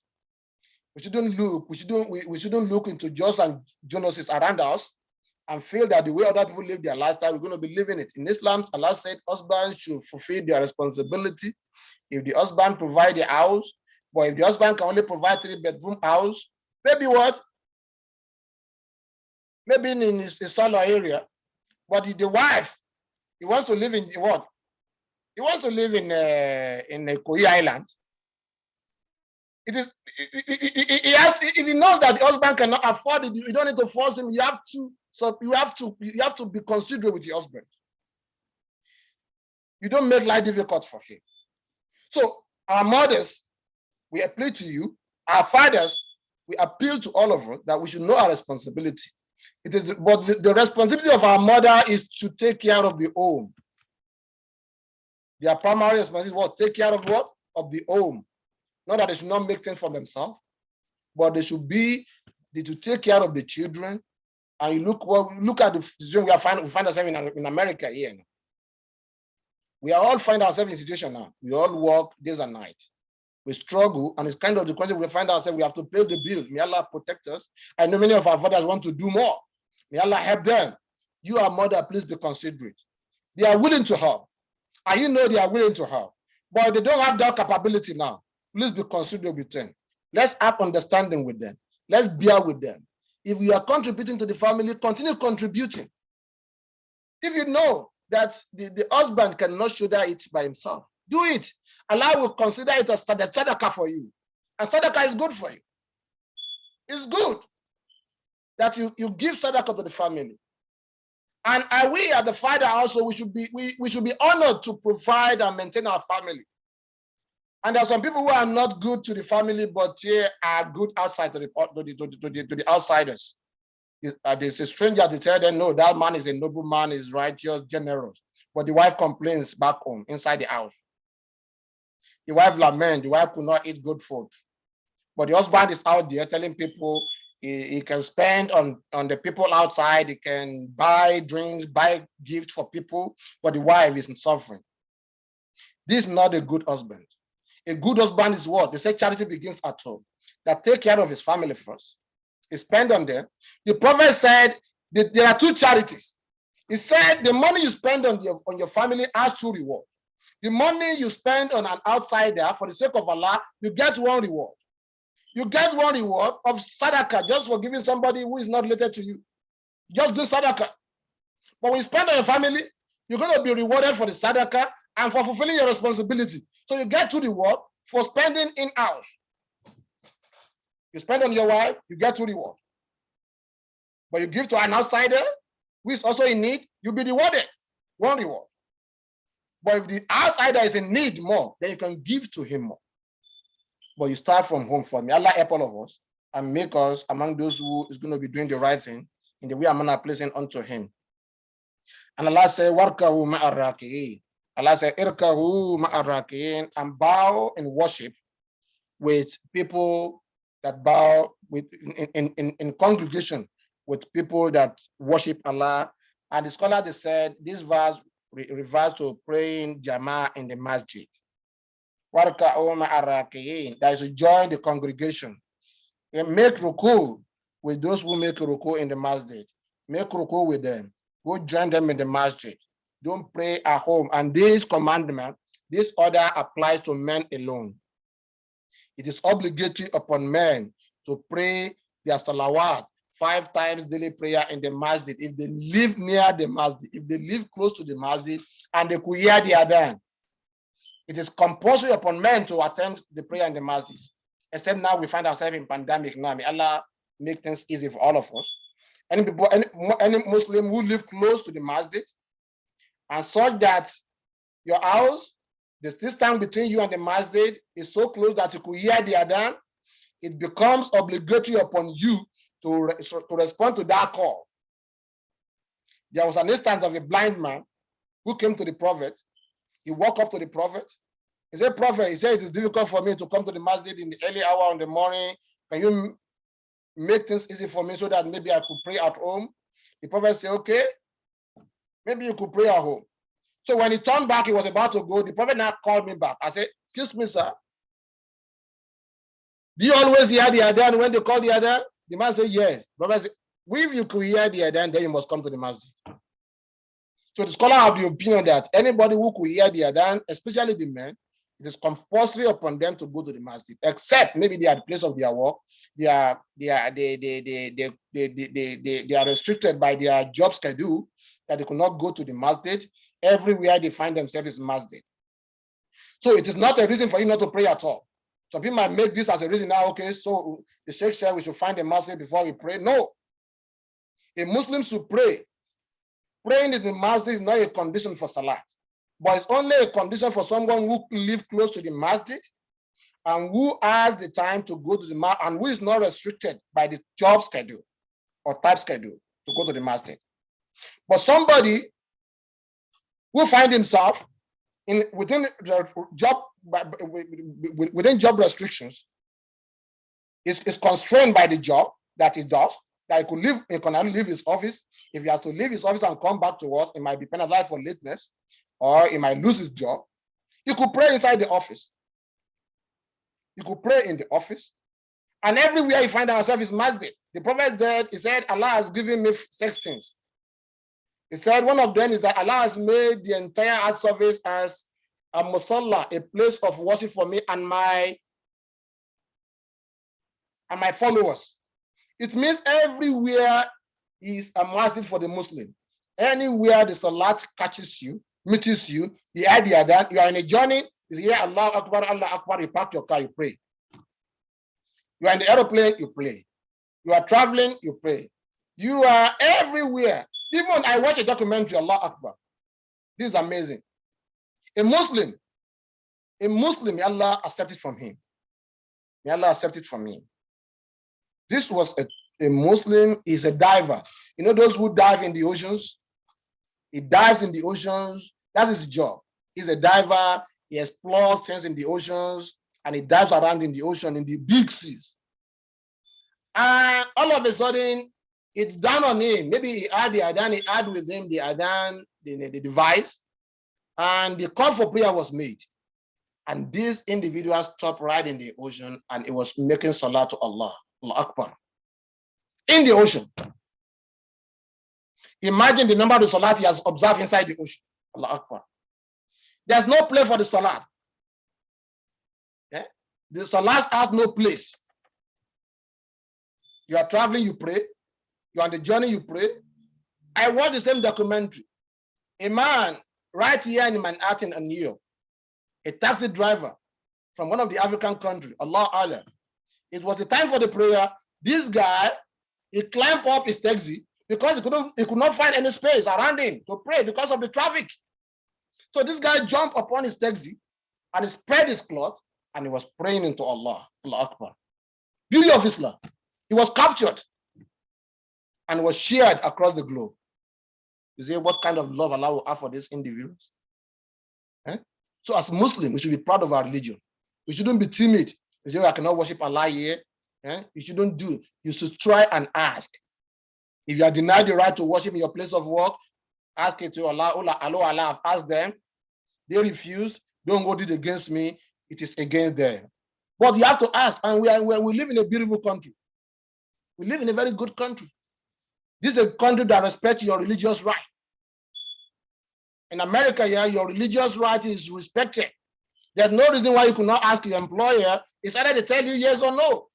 But it is your right to ask. You have the wisdom of speech. But Muslims, we are so timid, we are so fearful, we cannot even confront our boss to ask the time for salah. We feel that we could lose our job. And Allah make us weaker and weaker because we fear people, we don't fear Allah. Make a step today. Tell your boss. If you said yes, say Alhamdulillah. If you say no, say Allah, I tried my best. I want to worship you. You refused. I'm going to try my best elsewhere, but I've made it clear. I want to worship you. I don't want to miss salah, but they refused me. Oh Allah, please forgive me. I think my time is up. Subhanaka Allahumma wa bihamdika ashhadu an la ilaha illa anta astaghfiruka wa atubu ilayk. Sallu ala nabiyil kareem. Sallallahu alayhi wa sallam. Thank you so much, Ustaz. May Allah accept it as act of ibadah from you, and may it make it beneficial to all of us listeners. So we've been having this tafsir more on our iman. I hope we're able to take our iman higher. So may Allah make it easy for us. Thank you so much. We'll take questions now. Imam, can we have like 30 minutes? So can we take questions? Bismillah, sir. Okay. Please, if we have questions, can we ask questions maybe in respect of today's tafsir, or the one we've had in the last 2 days, or any other thing on our deen you want to clarify from our stars? Please go ahead. You can either raise your hand or just unmute and speak.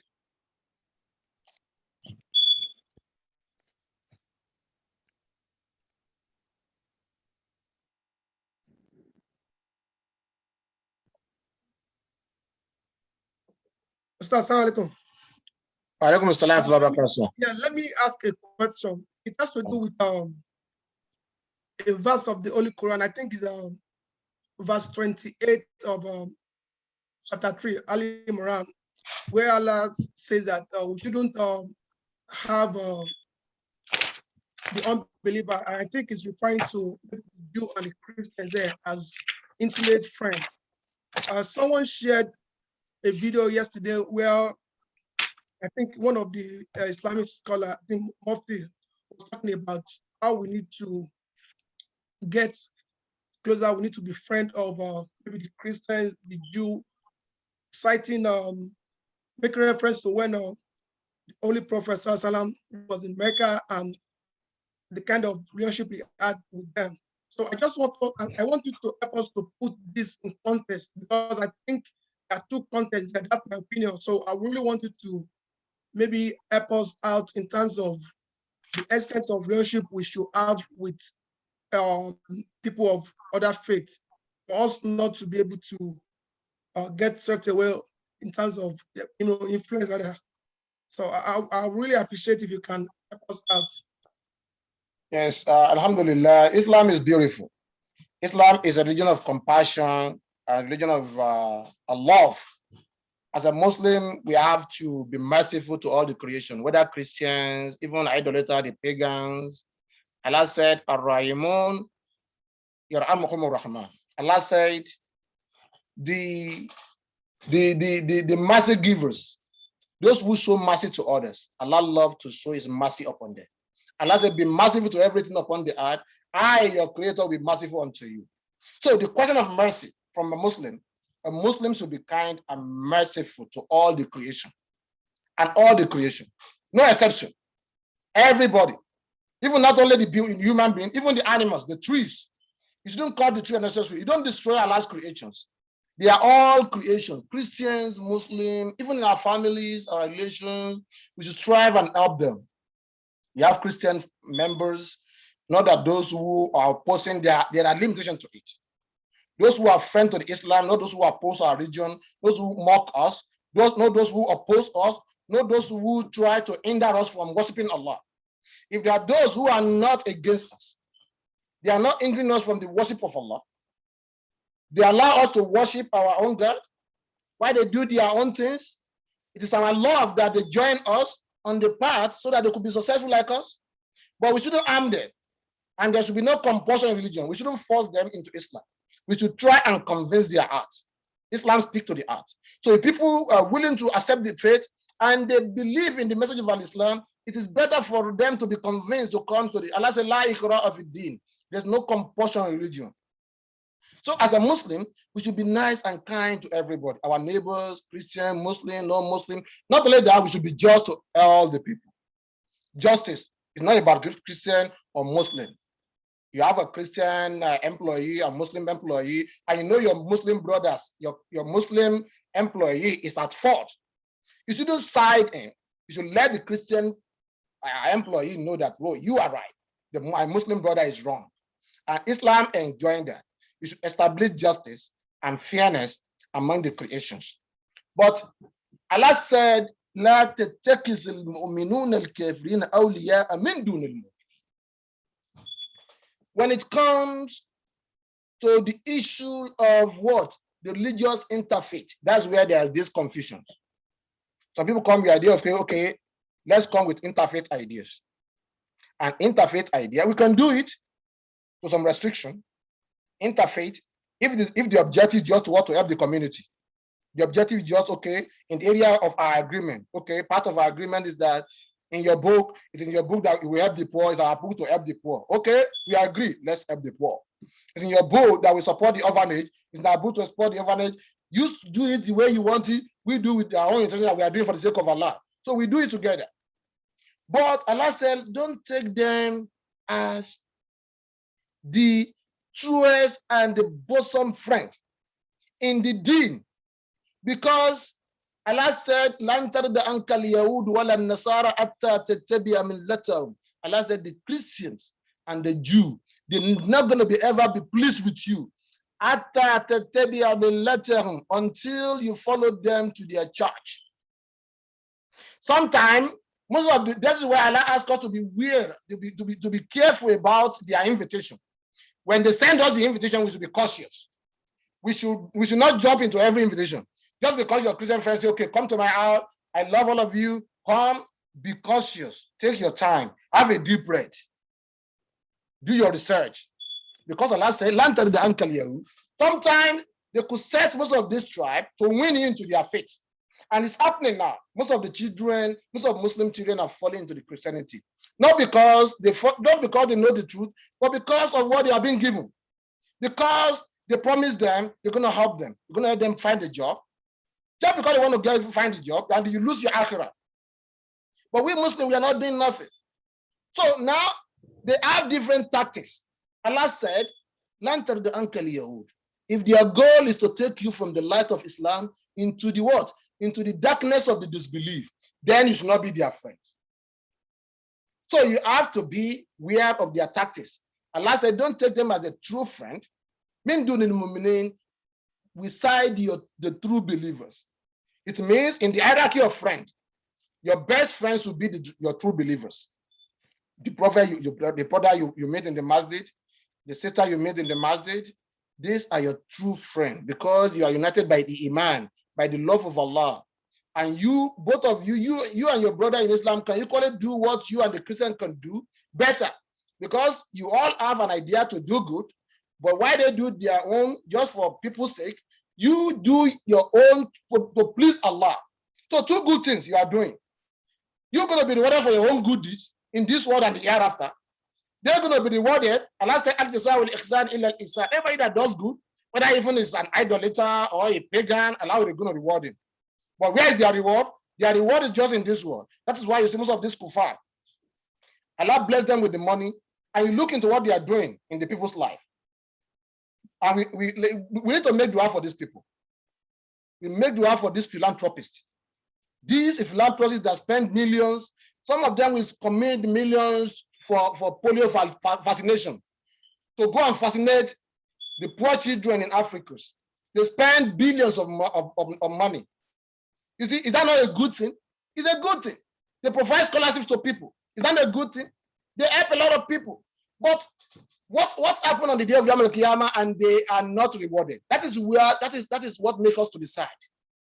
We love them. We want them to be rewarded for all what they are doing. And Allah said, if anybody dies, Allah bless him, Allah multiplies his wealth, he multiplies his blessing upon him, but that individual fails to acknowledge and appreciate Allah.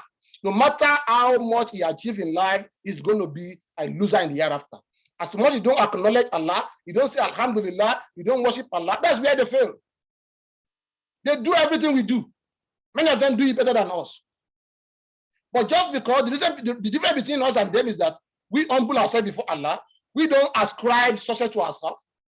We ascribe everything to Allah, and we thank Allah for everything. But in their own, they ascribe it to their master's degree, they ascribe it to their fame, to the people they know, but this is not the reason.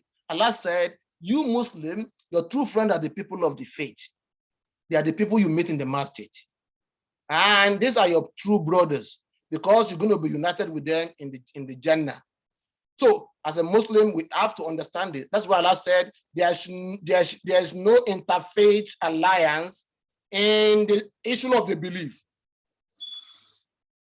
We can help the Christian, but we should not follow them to their church. Why? Allah said, "Qul ya ayyuhal kafirun." Oh, you the kafirun, the disbelievers. Why are you disbelievers? Because you don't believe in Allah. We believe in Allah, you believe in Jesus as God. Are we the same? No. Allah said a Muslim should not take his belief of Allah to go and worship in the church. Because in the church, they don't worship Allah in the church, they worship Jesus. Why do you have to carry your iman and go and dance in the church? You claim to believe in Allah, but you go to the church and you start clapping. It's a contradiction. And vice versa, a Christian coming into the masjid, he doesn't believe in Allah, he's bringing his false belief in Jesus Christ inside the masjid and say, okay, I'm fasting Ramadan, I'm praying with you, but right in his heart, he doesn't believe in Allah. Everything he does is a waste. Allah said, don't deceive yourself. If you want to be a Muslim, be a Muslim. If you want to be a Christian, be a Christian. Well, it's good for you to be a Muslim. But as a Muslim, we should be nice to them. We should cooperate with them in everything, in area of common interest. That is where in supporting the community, in building the community, in helping the poor. If there's a common program we can do together, we can join hands to do that with them. But we should not be part of their worship. If the goal is for them to take us to the church, so that we can be part of their Sunday service, so that we can be part of their revival, so that we can be part of their Ikore, then they are not our friend. We should stay away from them. And if they oppose our religion, if they mock our religion, if they don't want us to pray, if they wage war against us, against our masjid, and they tell us, they hate our religion, then they are not our friend anymore. We should not make friends with them, because that is the limit. The limit is that when their friendship interferes with our faith and our religion, our worship of Allah, then we should move away from them. But in as much as their friendship does not interfere with our worship, they are not opposing our religion, then we can tolerate them outside that, and we unite with them in the area of common area. Kindness, be good to people, helping, having pantry, being generous to the community, supporting the communal effort. That's what we can do together. But we should not join together in the area of belief. I think I'm clear. Yes, Ustaz, thank you so much for that detailed explanation. Assalamu alaikum, Alhaji Akoya. Please go ahead, sir. Assalamu alaikum. Thank you for that very good explanation right there. My question is in line with the same thing you are talking about. Somebody was asking me a question about was born as a Muslim, but along the line converted to be a Christian, and then want to come back to be a Muslim, and ask me, do I have to go to the Imam to do another Shahada, or should I just continue to go along with what I've been already ordained as a Muslim from my birth? Yeah, it's simple. Anybody that live religion of Islam, he has become a kafir. So if you want to come back to religion, he has to take a new Shahada. We have to admit him into as a new Muslim, become a new Muslim. So he has to start afresh. But when he repents, Allah will forgive him his past misdeed, and he's going to have a clean slate, inshallah.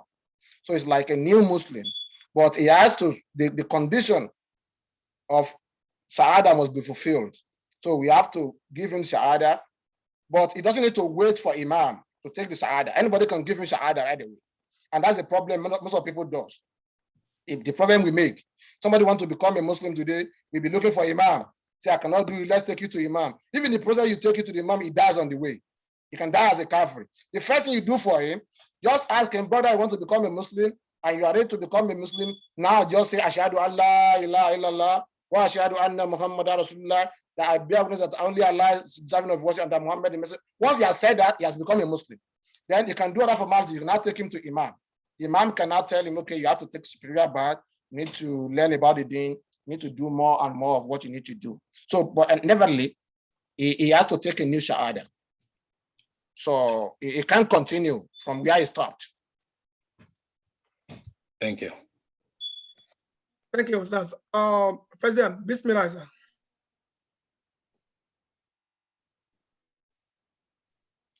President, we can hear you. Can you hear me? Okay. Assalamu alaikum. Can you hear me now? Yes, we can hear you. I had a question that was reference to the one that Imam previously asked. That when a family member that they are Christian invited you, or probably maybe example like one of your aunts that is a Christian died, are you not allowed to go to the church? Or a family friends, cousin, family doing wedding for their parent, for their child, are Muslim because I'm a Muslim, and they're doing it in church. Am I not allowed to go into the church? Or what is the consequence of me if I go there? Am I violating my right as a Muslim? Do you understand my question? Yeah, I do, sir. Islam is clear upon that. Is there anybody who dies upon this belief? May Allah protect us. That is why we have to make dua for our relations. Any of our religion who is not in religion, we should love them. We should not hate them or lie. We should want good for them. And the good we have for ourselves is that when we are enjoying this religion, we should want them to also taste the good of the religion. So we make dua for them that Allah should guide them to the true religion of Islam. So if at the end of the day, they end up dying, they die upon that disbelief. Allah said, "Wala takum ala qabrihim." You should not follow their funeral. You should not attend their funeral. You don't go to where they're going to be what? You don't go and make dua for them. But you can visit their family. You can share condolence with them. You can support them. There are many ways you can support them. That they're going to appreciate us better than what? And we're still going to fulfill the right, the command of Allah. It's not just in following them to the burial ground, singing, doing wake keeping. Those ones they are around. A Muslim shouldn't do that. You shouldn't follow them to the wake keeping and they start chanting the name of their, and you'll be part of that gathering and the angel will record your name. So what you need to do as a Muslim is that when that individual dies, you support the family, you visit them, you provide food for them, you take care of their family. If they need help with their family to take care of, have their children in your house, take care of them. If you have any of them, you can support financially, support them. Let them see that kindness in you. That look, it's just the issue of religion that separates us. These people truly love us, but they are really following their religion. So there are ways we can show love to them and say not violating the law of Allah. We are not supposed to make dua for anybody that died upon kufru because those dua will not be accepted. Our dua for them is can be useful now that they are alive. Asking Allah to guide them. You can ask Allah to guide them. Allah, please guide them. If they die upon that kufru, we should not even ask Allah to forgive them, because you don't ask Allah to forgive somebody who never appreciated Allah when he was alive. Allah said he ate it. When he killed somebody, he created him, he fashioned his life, and he lived all his life and ended his life. He never appreciated Allah. He never bowed for once in worship to Allah. He never praised to Allah. He never acknowledged Allah in the way and manner pleasing to Allah. Such individual dies, no matter how he died. Allah said we should not honor him. We should not honor his what? We should not honor his death by making dua for him. Rather, we can support his family with everything we want. We can take care of his family, all his friends, and be nice to him as we can be nice to our children and console their family. Whatever we can do outside that, we can do any other thing. I think I'm clear on that, right? Salam alaikum. But in reference to Prophet Rasulullah sallallahu alaihi wasallam, when his uncle was about to die, Rasulullah was trying to ask him to make shahada. Yes. He did not. And Almighty Allah was kind of messy that Allah told him that It is not for you to compel on someone. Yes. It is Allah that guide. Yeah, yes. So basically, was he saying that does Rasulullah have the right to bury him, or he cannot touch him, bury him, because there was no? No. We can make provision. A Muslim we can make provision to bury the Christians. If there are no people around them who can bury them. But if they have children and they say their father dies on Christianity, we have to take them to the church and wake up in, but we need your help to take them to the church. When they need finance in the church to do their church stuff, then we shouldn't contribute to that. But if, for example, now they say, okay, we are short of cash, we don't have the money to pay for where he's going to be buried, or to pay for for the washing of the corpse, to purify him, to do whatever they want to do for him, we can support them. If they need money to for his space, maybe the what do you call it, the graveyard space to enter his body, that, and they have no money to that, a Muslim you can donate your money and you're going to be rewarded for that. So you could donate money for them to bury him, to cover his aura, his shame. You do that, you support them, but you don't attend the funeral where they are singing and praying and doing what they are stuff for him in the church and dancing, because Allah says that even the Prophet Ibrahim, alayhi salatu wasalam, he promises that he's going to seek Allah's forgiveness for him. When Allah make it clear to him that your father is an enemy to Allah, he opposed Allah, he died upon that. So you don't make dua for him, because Allah is going to accept that. What is the essence of you making a dua that Allah is not going to accept it? So that is why, as a Muslim, we should, to the best of our knowledge, we should, to the best of our ability, avoid those gatherings. But we should be polite and be kind to them and let them realize why we are not coming. And there are other ways we can help them. We can support the family. We can do a lot of things. It's not just about burying the corpse that matters. There are a lot of things that happens after the corpse, the person has died. He has family, he has wife, he has children, he has a lot of things to do. This is where we can come in and we can show the beauty of Islam to the family in those areas, and they're going to appreciate us better. I think the other question talk about wedding, right? Something like that. Yes. Whether the Muslim can attend the wedding of the kuffar, right? Elijah, was there a question like that? Yes, can you hear me? Yeah, we can hear you. So if the wedding of the Christians, when as a Muslim, the proof we have here is that if we can eat their food, we can attend their if Allah bless them with anything, maybe they invite them, they invite us for any celebration, anything, we can attend, but not any celebration that is nullified by Islam, by Quran and Sunnah.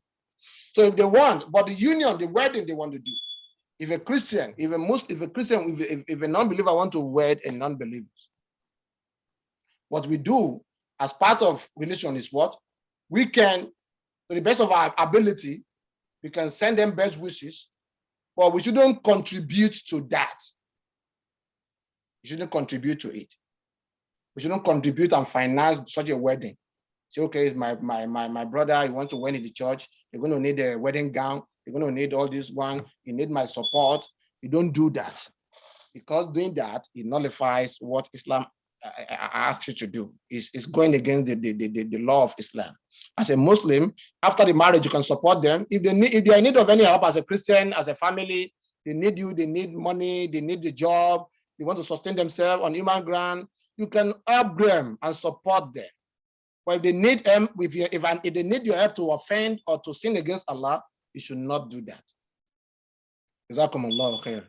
And somebody asked, what about the Christian brother married into Christian sisters? In Islam, there's nothing wrong with Muslim marrying Christians. Islam allowed that we can marry the people of the faith, of the opposite faith, in as much as the marriage or their union is not going to jeopardize the future of our children and our relationship. And that is where the issue is.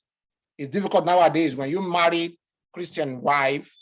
Many a time the Christians use that as ploy nowadays. They set their women as trap for Muslim, that go and marry them and pretend to be with them. After some time, tell them that, look, I don't find their faith in this religion. And before you know it, they end up taking that a Muslim husband from the Islam to what? To Christianity. So in Islam, Islam allows that we should marry among the Christians, those whom we find, even though they don't have the faith, but they are virtuous women. We look into their identity, they live virtuous life, pure life, clean life. They have no issue in their background, and people can attest to their what? Integrity. So the reason why Islam asks us to do that is going to be easier for them to be converted so that they'll be able to see the truth. You don't go and marry those who are, the pokey types. So in Islam, it is allowed, but the type you're going to marry, they are the muhsanat, they are the pure and clean one. Those whom people can vouch for their integrity, not the one you find on the Facebook or something like that. The people you know their background, and people can attest to their character, and that is in the absence of a true Muslim woman. If you find a better Muslim woman, it's better. If you know a Muslim woman who is willing to marry you for the sake of Allah, and it's fulfill your need, go for that. But if you know that there's this other woman, a Christian woman who is equally inclined to Islam, and you know Allah will help you change her heart to Islam, go for her as well. But be careful. Don't let her destroy your family. Don't let her take your children out of Islam into the what? Into darkness. Thanks so much, Ustaz. We have 2 questions, but our time is Sister Basira, please, can you quickly ask your question? And Ustaz, please, kindly make it as rapid as possible, sir, so that we can wrap up the time. Go ahead, Sister Basira. So my question is talking about the question Alaji has about if you have a relative that passed and is a Christian and all that, how much involvement you can have as a Muslim. Assuming that person is your father or your mother, what level of involvement will you have in the burial and everything? So that's my question. Yeah, the level of involvement is as what I've just said. If they need money, maybe it depends on the country. Maybe in America here, they might need money to prepare the burial ground. They need money just to take care of the corpse. You can provide that to them. But outside that, if they need money to do their Christian stuff, look, we need money for Ikore or to go and do whatever I want to do, we don't do that. And even in Islam, it goes to the extent that in Islam, a disbelieving father cannot inherit a believing child. Even a believing child cannot inherit a believing child. Once you have separated on the point of faith, they have no portion. None of you can inherit each other's. So in Islam, so as a Muslim, when a father dies, we don't follow, we don't go and make dua for them. We don't go and join in their wake-keeping stuff. But the only thing we can do for them is that we make money. If they need a place, they need finance to cover their aura, to prepare a place for them in the burial ground, and they're short of cash, you can contribute to that as your contribution. Give them the money to do that to the best of your ability. But it needs further specific. We have to look into circumstance of individual, what they're asking from him, so that we can look the item of what they are listing, what they need from you, and we say this one is allowed, this one is not allowed. So we need more details, more information. Okay. Thank you, Ustaz. Alaji, please, your final questions. Salam alaikum. Sorry, Alaikum. I'm not trying to make the life complicated. Can you explain what they call Okwebi Ogbodoja? You have a brother or your sister that is a Christian, and they have some kind of thing that they wanted to really do, and and they want to do. Take for instance, my sister wants to do a wedding for her daughter. What of maybe should I do? Actually, you understand where I'm going? Yeah, I know. Just to make people, that's why Islam said we should be kind to them. But Allah, the Prophet said, it is not proper for any individual to obey another individual if that obedience is going to lead to the disobedience of Allah. If obeying another individual is going to lead you to disobedience of Allah, you are not allowed to obey them. So if they are calling us to disobey Allah, even though apparently it looks like we are supporting the family, but when you look, we have a deeper look into what they're asking us to do, we know that, look, this is going to lead us into what? To offend Allah. So we should try and do that. So, but in a situation like that, the best we can do for them is let's try to have conversation with our family for now. Let's educate them about Islam first before this thing happens. We should let them know what we are. When we visit them at time, let's explain to them. Say, Alhamdulillah, you know, in our religion, sometimes you see this is what religion provides, so that by the time this thing starts happening, it's not going to be a surprise to them. So, but if we don't educate them, and it just happen by chance, and we say, okay, we are not going, we're not going to do it. They say, okay, I'm like at the I want to go with the messing. All these issues. So we have to be diplomatic. We have to be able to explain to them that there are other ways we can assist. We can support those children after their marriage, or we can be nice to them. There's nothing stopping us from being a good relation to them. But for we contribute to the wedding, when we know the money we're going to, when they say we contribute to the wedding, but if they use our money to go and buy alcohol, they use our money to come, invite a musician to come and play, and all these things they are around. So you have no control over the money you give to them. If you contribute to their wedding, you say, okay, every individual in the family to support our child is to contribute 5,000 naira, and you give them 5,000 naira, but you have no control on what they're going to use that 5,000 naira for. You can use your money to go and buy alcohol. You can use it to go and hire a musician. You can use your money to go and do what is not pleasing to Allah. As long as you have no control over that, then you are contributing to that. You are aiding them to offend, to disobey Allah. As a Muslim, what you need to do, outside that, you can call them and support them. Say, okay, after marriage, you guys are going to need the accommodation, inshallah. Maybe your first year rent, inshallah, I'm going to give it to you. You and your husband, inshallah, I promise you, the first year rent, I donate it. They know that you are contributing something. You're not going to say you are not supporting the family. We should find a way to do something for them, and not. There are many ways. We should just try to ask Allah to guide us, but we should know what Allah does not want from us, and ask Allah to guide us with His wisdom to avoid that. I think I'm clear. Yeah, you are clear, but sorry for this inconvenience. If it is not church, that is all.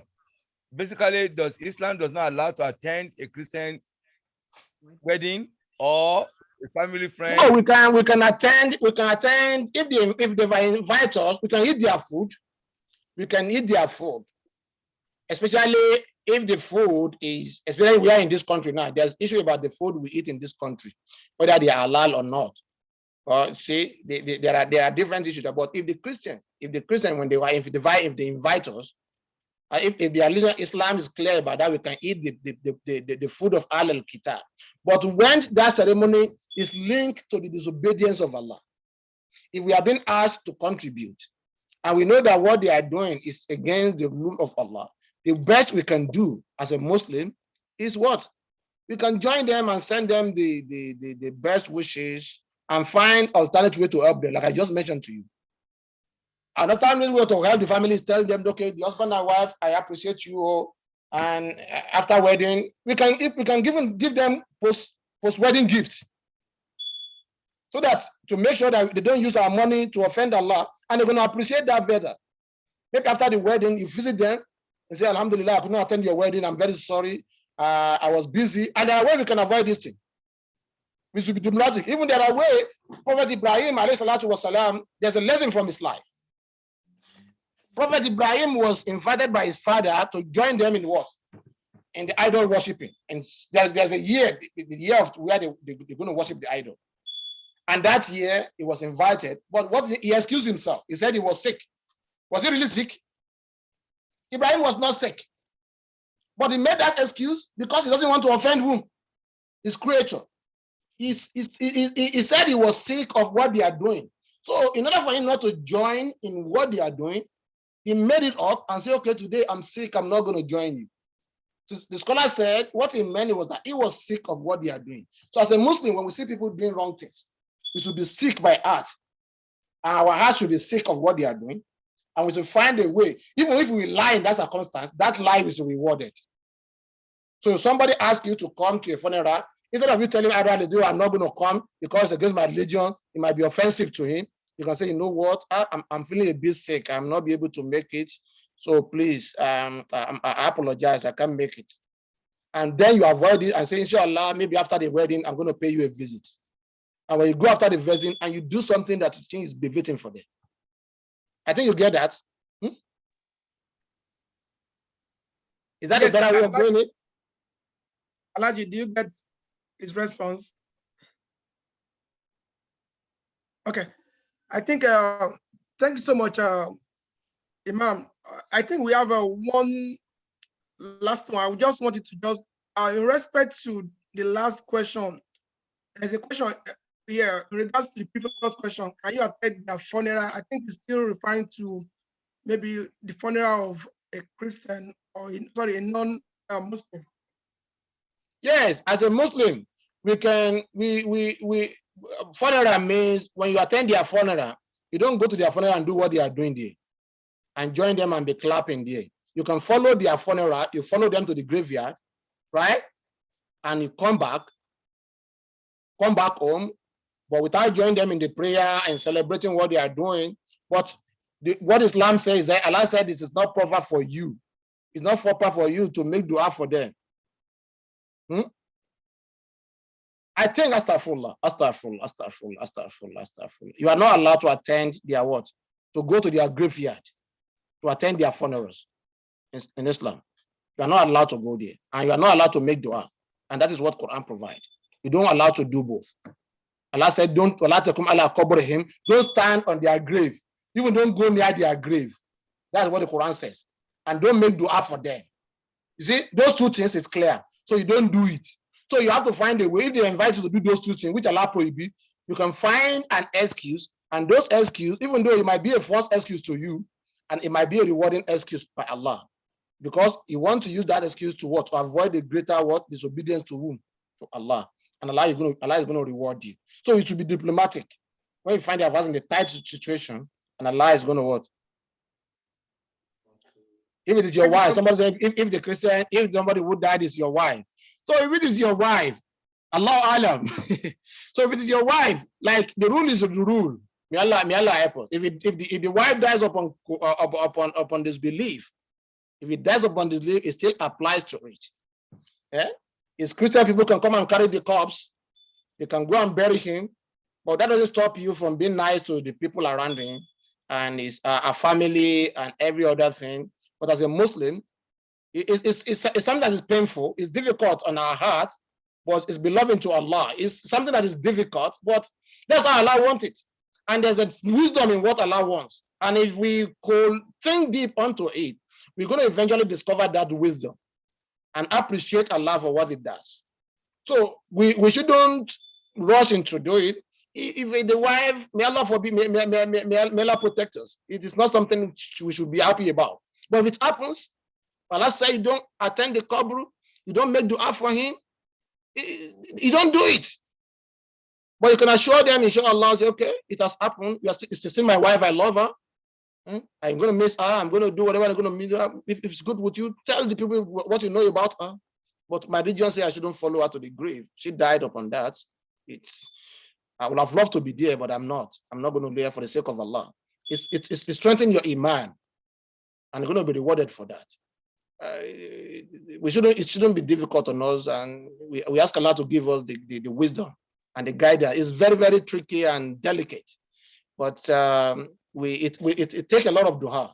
We take a lot of dua and wisdom, and sometimes we may have to ask. We have to be diplomatic with it and ask Allah. Sometimes when we lie, not to excuse ourselves from the sin, that is not a sin. When you lie to excuse yourself from sin, it's not a sin. You can tell a lie. Tell people, look, this lie, I'm not going to be able to make it. I'm sick, I'm disposed, I'm busy at work. Allah. But there are other ways to show kindness to these people, and they're going to appreciate you better than even people who attend burial. We even won't go to the burial. They're going to attend you and say, okay, alhamdulillah, even when Allah didn't come to the burial, in fact, he was so supportive of the family. He always come to. There are many things we can do to the family, and Allah is going to reward us. So there are many ways we can take reward from that family, taking care of their children, their family, supporting their parents, even the parents of the wife. The wife that dies, move closer to them, support them, visit them, be kind to them after the death of the wife. They're going to appreciate you better. They're even coming to the burial, and they understand that, okay, it is just the religious barriers. And Allah, may Allah forgive us. Ameen. Alaji, Okoya, please go ahead. But we need to wrap up in the next 2-3 minutes so that we can have a vote of thanks by Alaji Ismail Olajide. Alaji Okoya, please go ahead, please. Yes, Assalamu alaikum. Alaikum assalam wa barakatuh. I know this is a very, very good topic, and I think we can defer this topic to, maybe for another time, because I want to go deeper more than what we are talking about, because you're talking about the wife issue right now. You marry somebody who's a Christian for almost 20 years, 30 years, 40 years. Is there any punishment being married to a Christian for all this year you having children? And also along the line, when your wife or the husband passed, and then you are not allowed to attend, but during this time of marriage together, you've been having the children and you've been calling the imam or the pastor on the other hand. That is what I'm saying. This is a very broad topic that we need to go ahead and start discussing. Now, maybe we can define it for another time so we can have more explanation about this topic. Assalamu alaikum. Wa alaikum assalam wa rahmatullahi wa barakatuh. Jazakum Allah khairan. Thank you so much. Inshallah. Allah. Amen. Imam Alaji Okoya too is one of our fathers in the mission board. So inshallah, we'll have you back and we'll be able to have a more detailed discussion on this, because I think it's the topic that we really need to discuss very deep for us to have all those understanding. Inshallah. That we need to from it. Because of time now, we just want to stop here. So may Allah help us, Allah assist us. So, Alaji, please, can you give vote of thanks to our stars on behalf of our group? Alaji, are you there? Yeah, I'm right here. Assalamu alaikum. Wa alaikum assalam wa barakatuh. Alhamdulillah Rabbil Alameen. Yeah, I'm really grateful to Almighty Allah that we have our Alaji here, Alaji Shittu. This is not the first time he came here to give us lecture to Istijabah. He gave us a lot of lecture in the past. We called him, within few days, and he responded positively. Thank you very much. May Almighty Allah reward you. May Almighty Allah continue to elevate you in the deen, in Islam. I'm really, really grateful indeed. But first of all, we have to be grateful to Almighty Allah. Alhamdulillah Rabbil Alameen. You started this lecture, this Tafseer on Al-Baqarah. It's very touching. It's very touching. I don't want to be too greedy, but we'll be greedy a little bit. You started the chapter for us. Inshallah, I will really appreciate it if you can continue in future when we call you back, maybe once in a month, to continue this particular tafsir on this chapter.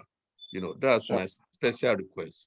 May Almighty Allah give you strength, increase your wisdom, inshallah.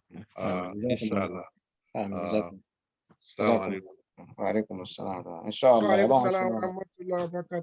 So thank you so much, Imam. Allah accept it from you as an act of worship, and we pray to Allah subhanahu wa ta'ala to increase you in understanding, make it easy for you in this life and the hereafter. So I think we have to just close now. Ustaz, please, can you lead us in the closing prayers so that we can benefit from this? Bismillah ar-Rahman ar-Rahim.